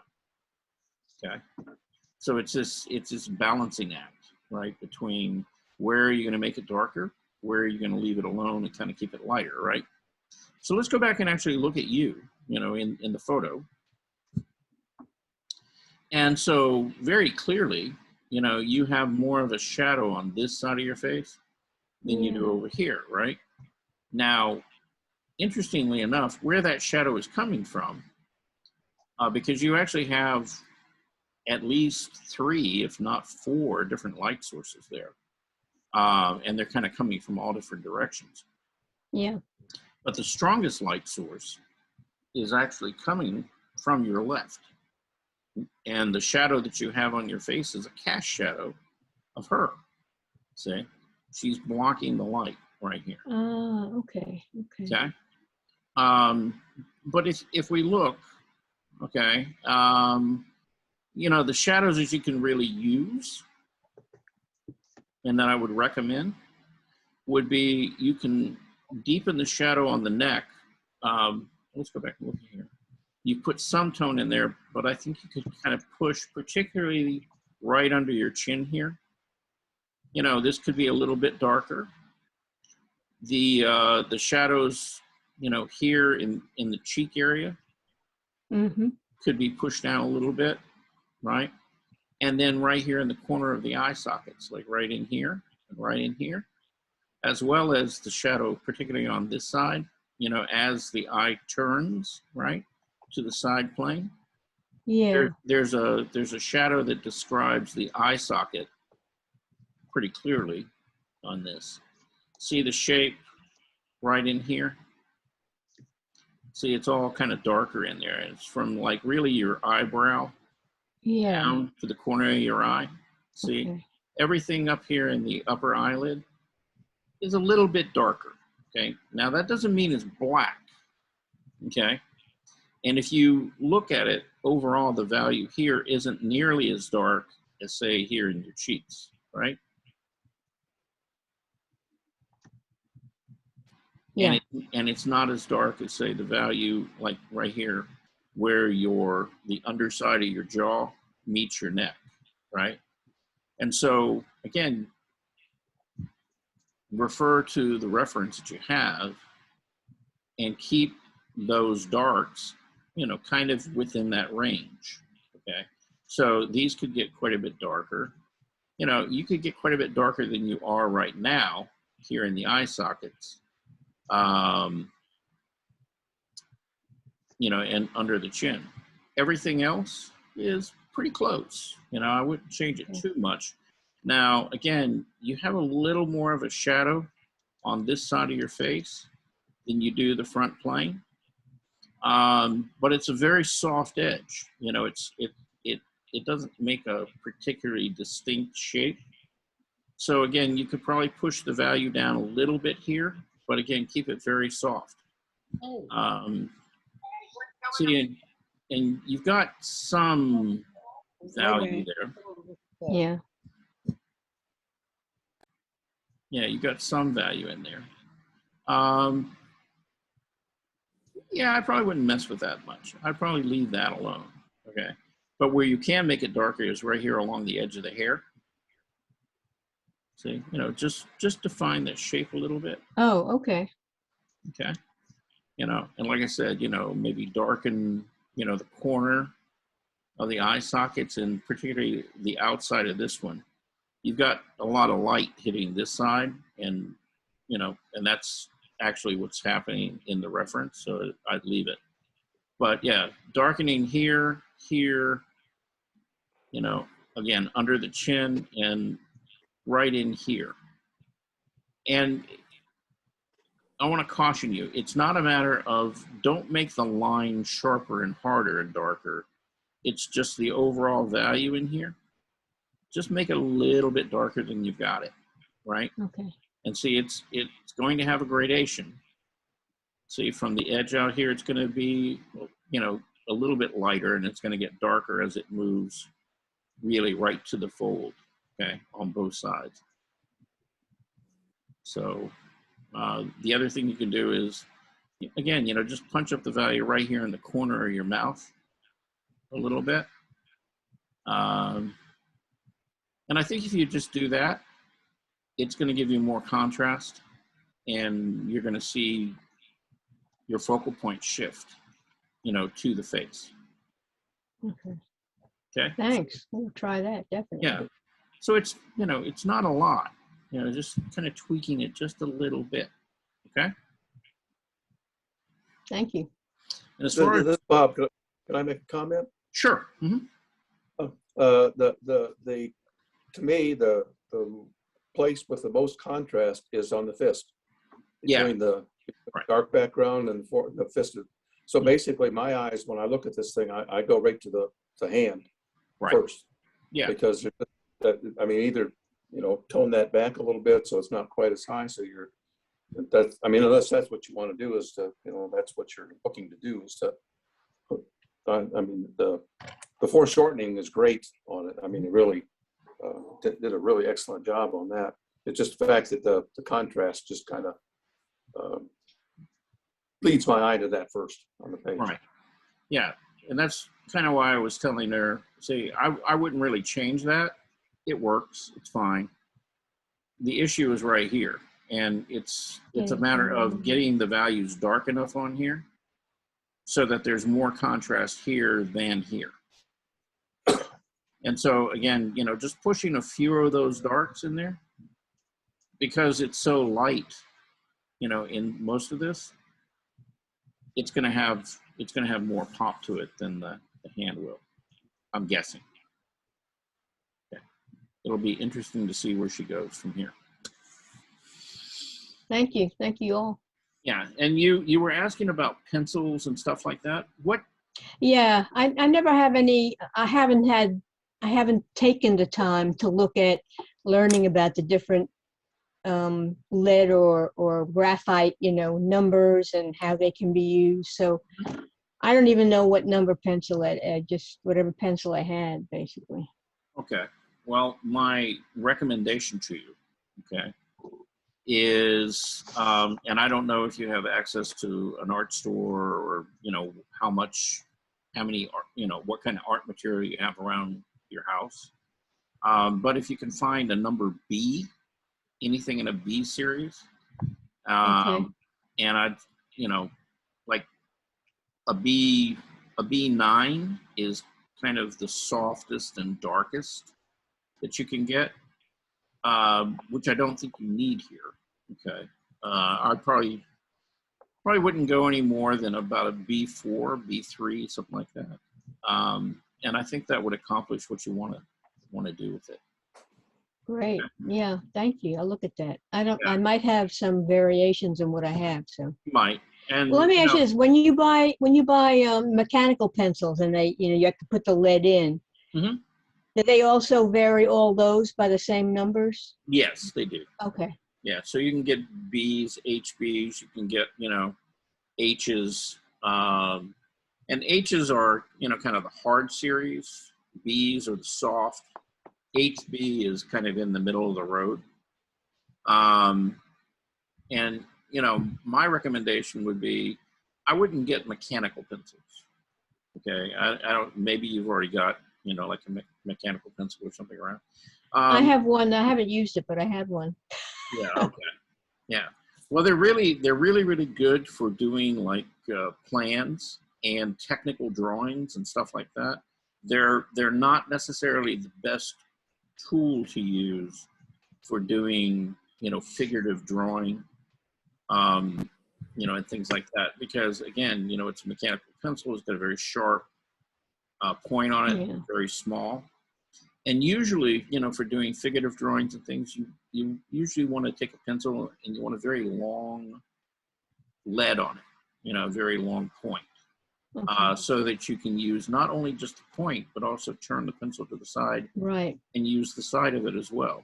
And that's, you know, you can sharpen your mechanical pencil leads and kind of flatten them out on one side so that you get the ability to do broad strokes and things like that.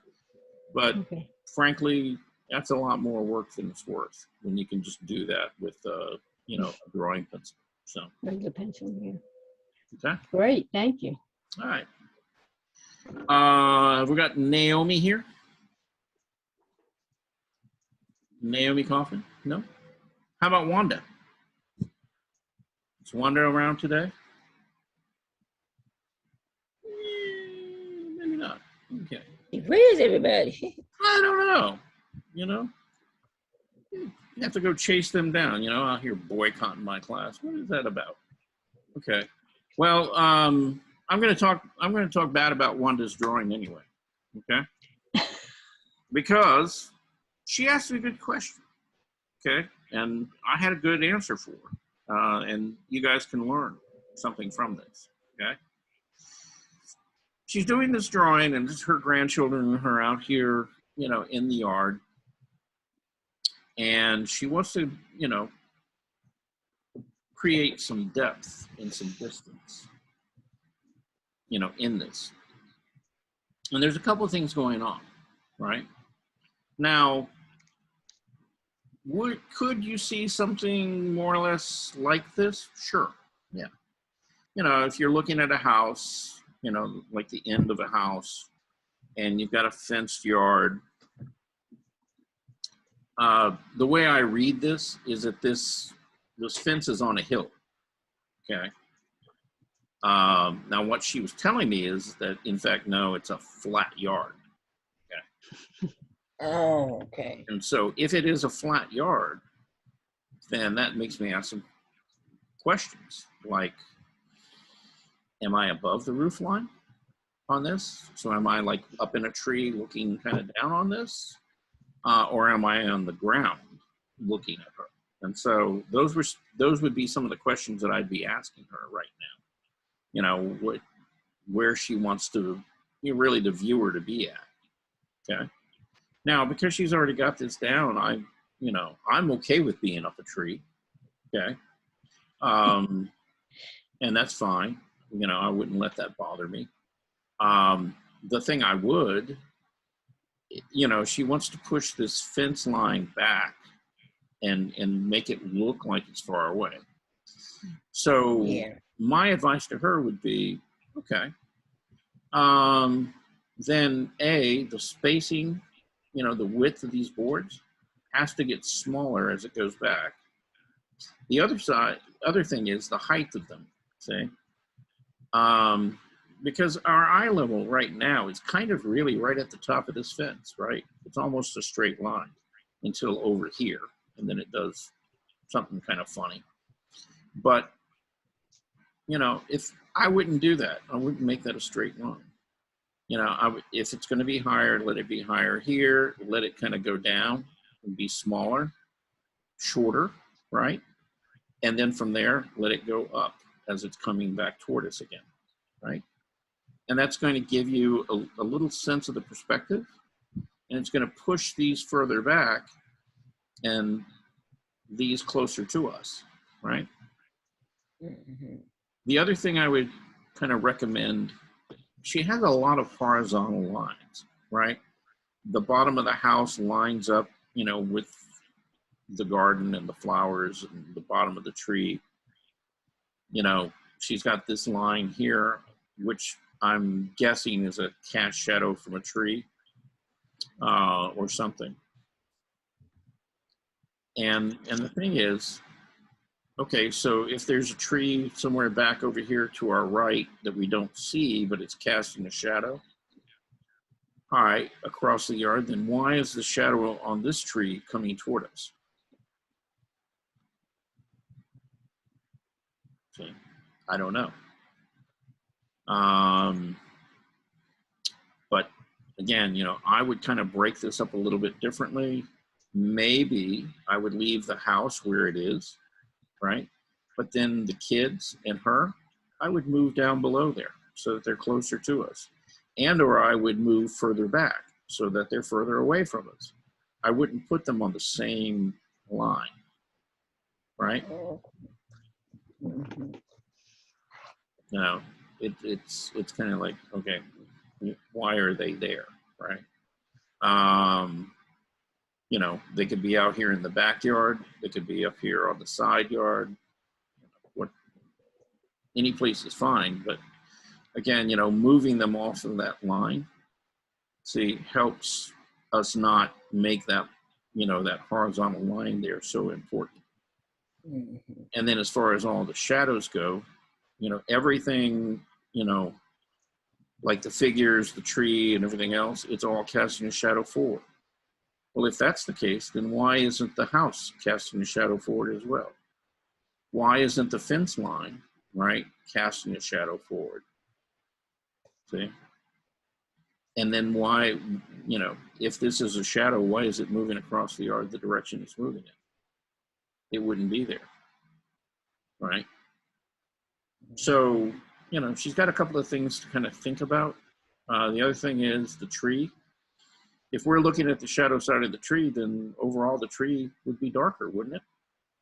Except for maybe, you know, a top edge here where the light's kind of hitting it, or one side or the other of the tree where the light seems like it's really kind of coming in from the left. So the left side might be a little lighter and get darker. kind of a core shadow, and then, you know, all of this would still be in shadow, not quite as dark as the core shadow. And that would make her tree feel, you know, a little bit round. Okay. So, you know, there's a lot of stuff in there that she could work on. You know, it's a good idea. You know, I like the concept and things of it. You know, she just needs to kind of figure it out a little bit more about the scale of the figures and where she's going to place them, and that back fence line, you know, as far as the, you know, the spacing of it, you know, because the board back here isn't going to be as wide as this board right here if it's, you know, much further away from it. So it's going to look smaller. Has to. Right? So anyway, that's all I got to say about Wanda's stuff. So now I'm going to start talking about some of the stuff I'm doing. Okay? How are we doing time-wise? Okay, not too bad. All right, I'll make it quick. Can I say before, I didn't know how long the class was. I have something I have to be on at 4, and so I'm going to probably break off about now so I can get ready for that. Is the class usually 2 hours? Yeah, we usually go about, you know, hour and a half to 2 hours, depending on how much we have to cover, you know, and how in depth.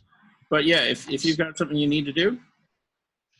Yeah, I thought it was an hour, but thank you very much, and I'm sorry to leave early. I will see you next week. Well, tomorrow. Okay, that would be fun too. All right, we're going to do some drawing tomorrow. So just make sure to gather up some pencils and something to draw on, okay?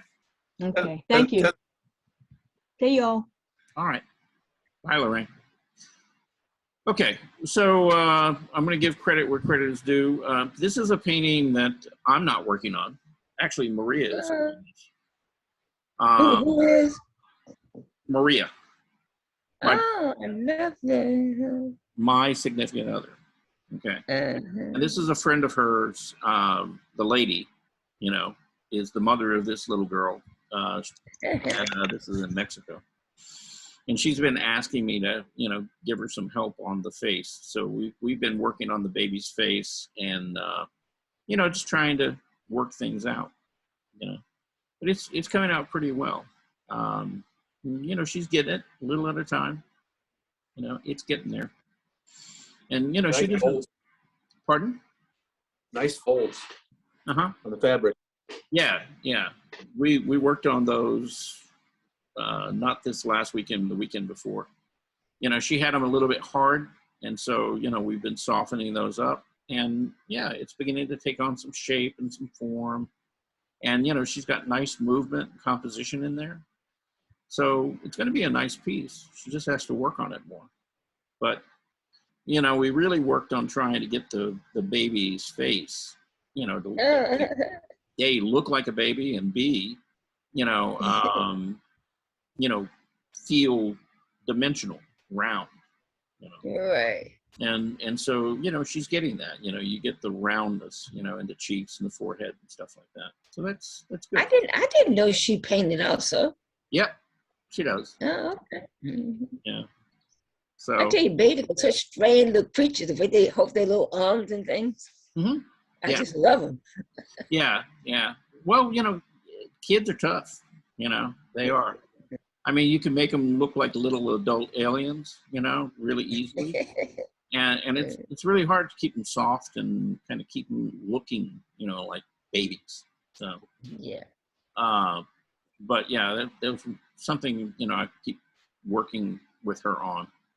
And she really likes to paint people. You know, she likes flowers, people. You know, she does some landscapes, but you know, for the most part, she's not really into painting landscapes. You know, it's really all about people to her. You know, she started off with trying to paint everybody in her family. You know, in one, you know, on one board. You know, all of her sisters, and she's got, you know, a bunch, five sisters, you know, plus her, you know, and her mother and father. And then she put a couple of her nieces and nephews in there as well. And the thing is, she did it on like an 18 by 24, I think. And so, same problem. It's like the heads were, the size of a postage stamp. And it's like how much information can you get in there? So it's tough. This is a little drawing I did, and when I was cleaning out the studio, I came across a set of brush pins. And so, it was just all in grays, but, it had different value brush pins. And those were really fun to play with. I didn't get to play with them much before they got packed away. And so, it had a dark, a kind of almost black. It had a mid-tone, and then it had a lighter, value as well. And so, just working with those, and the fact that it's kind of a brush tip, it's not like a fine point pen or anything. You can really get some nice expressive lines and stuff out of it. So that was kind of fun to do. You guys have seen this before, but it's hard to tell, but I've actually put a couple of glazes of color over it now. And it's got this kind of greenish feel to it. And actually, the actual board itself looks more green than it photographed. Evidently, that blue-green is kind of close to what we call a non-photo blue, which means that it doesn't pick up on a camera. They use that, in like printing and reproduction for that reason. So this is something with a glaze that you can see a little more of the color on. And, so again, just using those transparent glazes, that background is coming through, and it's, I like what's happening. That's kind of what you were telling John about the face, right? Mm-hmm. You got it in there. You can tell it's a face, right. But it's a kind of nondescript. You won't know who the person is, but she has a face. Right. Yeah. Yeah. Yeah. And this is like a 5 by 5 inch square. So okay. Yeah, I'm not trying to get a lot of detail in there. This is something I finished recently that I was kind of happy about. I had started this painting. Actually, I did this painting from life maybe about 5 or 6 years ago. And really liked working with the model, but I had done it all in palette knife initially. And it's one of those things sitting around the studio, and it's like, well, I'm going to get around to finishing it one day. And now tell me again why this girl is nude and not naked. She can be naked if you want to see her that way. I mean, No. I really do want to know what the difference is. If I'm painting a body that doesn't have any clothes on, what am I looking for to make her nude and not naked? Your attitude. Oh, that's all? Yeah. Yeah. Oh, okay. Yeah, I mean, I thought it had something to do with if the person is posed and she's part of the picture, she's part of the, I don't know. You know how you see a movie and you see some scene and you say that scene doesn't go with this movie. Okay. I was thinking that's something like that, Yeah. I think for some reason, naked has more of a connotation of erotic. Well, it's either erotic or it's kind of like, it also kind of gives the connotation of they're being exposed, and they may not want to be exposed. Where if you're nude, it's kind of like you're casual and you're okay with it. It's like, yeah, I meant not to be wearing clothes. So that might have something. Believe it or not, I thought it meant that body is part of the story. It is. You know what I mean? Yeah. Yeah. And it's not just something that you just happen to run into. That the body really completes the story that you're trying to tell. Yeah. So, what kind of story do you get out of this? That the person is half asleep, and she's on a beautiful bed with the beautiful linens. Yeah. And she just kind of relaxed, after reading a good book or something. I don't know. Okay. Yeah. Could be. Maybe it's time for a nap. Yeah. Mhm. Now, when I did this painting initially, it was really just the figure and the model platform with all this fabric and stuff on it. Mhm. And I ended up adding in the chair and the mirrored little table and stuff back behind her. Again, you know, just to sort of fill the space and not make it quite so all horizontal. Right. But I also went back in and, as I said, you know, initially I painted all of this with a palette knife. So there wasn't really any detail in there whatsoever. And, you know, and that's what I was telling John is, you know, I suffer from that problem too of wanting to over detail things. And I did, you know, on her. You know, I got a little too specific about the face and, you know, but Really? I like it. well, You got that kind of half druggy look. yeah. I actually referred back to one of my favorite artists, you know, Klimt, and, you know, looked at a couple of the figures that he painted. And this is trying to think of the actual painting.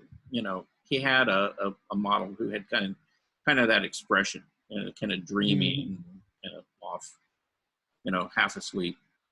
But it did give me an opportunity to go back in and kind of play with introducing cooler temperatures and things into the skin tone and making Right. the form feel a little more round and giving a little more volume and stuff. So anyway, I had fun playing with it, and I'm done playing with it now. It's fine the way it is. I'm going to leave it alone.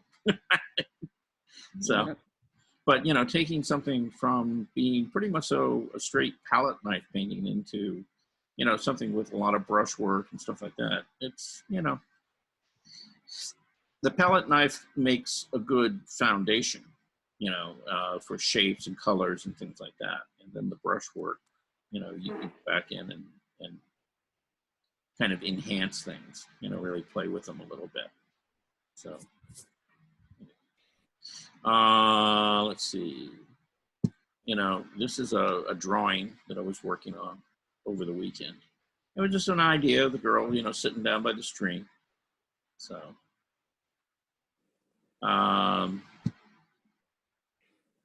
that's this is a friend of mine from years ago. Oh, okay. And I had actually done a photo shoot, you know, with her. I was going to do a portrait of her. And for whatever reason, you know, we just never got around to ever really finishing, you know, the portrait. So this was a little sketch, you know, and it's cropped a little bit differently than the original image. And so I'm just playing with the composition, trying to figure it out. But, you know, I think this is something I'm going to try to do. I'll probably do it like about a 20 by 30, something like that. You know, and again, you know, 20 by 30, it's a 2 to 3 proportion. So it feels more vertical and more elongated than, you know, rectangular and wide. You know, because that's one of the things I'm trying to capture is, you know, sort of that verticality in it, which will kind of lengthen her and, you know, make her feel, you know, a little longer and a little more graceful. So that's kind of what I'm shooting for. Let's see, somebody's got a question or comment. Where did you go? There we go. I just got to go to another class, that's all. Oh, okay. All right, that's you telling me That's you're me. leaving. Gotta go. All right, bye, Bernice. I'm going to skip ahead. This was my little thumbnail from Friday, right? So my idea was, you know, my son and, you know, down by the river fishing, which was his favorite thing to do. And then I took that, and so I worked on it. And so this is sort of more or less my final drawing part of this. So, you know, I played with composition a little bit. I enlarged him, brought him up more to the foreground, so that the focal point is really more on him. And, you know, I have kind of an idea of maybe taking this into something that's colored now, you know, doing a little bit more with it. So, and then Saturday I went over to a figure drawing group, at the Atlanta Artist Center. And unfortunately, the model decided to cancel on us. And so the lady who was running the group decided to, you know, jump up in the chair. And I didn't have a drawing pad or anything with me. I did, though, have a canvas. And it just happened to be one of those watercolor canvases that I had bought. And I actually had a couple of those water-soluble graphite pencils. And so, you know, I played around with this. And so this is all that water-soluble graphite. It was kind of fun to play with because you get, you know, lots of interesting, you know, textures and stuff with it. But, you know, that was a 20-minute drawing. Because she sat for that one sitting, and then we had been looking for another model to fill in, and luckily they found one, and then he showed up, and so, you know, we actually ended up doing a painting of him, you know, for the rest of the day. But so I just wanted to kind of share that. So that's what I've been up to. Anybody got anything we need to talk about before we go away? I learned something from yesterday's exercise. The guy that you showed, and basically I'm redoing my lady with under the lemon tree portrait, and so basically I've started using a thin wash of local color in the areas that need that local color, which was a good idea so far. And so anyways, but I did enjoy his that presentation you gave yesterday, because I did pick up a good bit of stuff from that particular video. Good. All right, glad to hear that. All right, anybody else? Veronica, you've been awful quiet. Just taking it all in. Just taking it all in, okay. And thinking about, you know, what do I want to do next? Okay. Did you send in a drawing from Friday? No, because I wasn't in on Friday. Oh, okay. So I didn't really draw on Friday. Okay. All right. Well, are you going to try to make it tomorrow, or you got something? Absolutely. Okay. I was traveling, so I couldn't do it. Yeah, that's okay. All right. Okay. Well, we'll probably try something like that again, you know, where we're just kind of drawing from our imaginations and stuff like that. But yeah, I'm trying to mix it up, not make it the same every week. You know? Yeah. I do have a question though. Your palettes that you have in your studio, were they made especially for you? You mean the actual wooden pellets? No. Yes. No. Yeah, no. the actual wooden ones. Yeah. No. No, you can buy those. Oh, okay. I actually got mine at Binders. Okay. And I think it's the company name is Edge Pro. Okay. Yeah. You know, that makes those, and they make several of them. Let me check. It just looked bigger to me. Yeah, it is. They're oversized.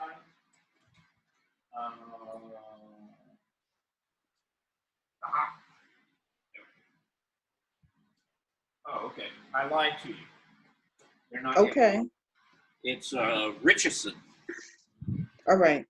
Okay, is the name of the company, and it's and they actually have like 4 different shapes and sizes. Okay. Now this is an oversized painter's palette, and it's basically designed to kind of cradle, you know, in your elbow. Okay. And against your hip.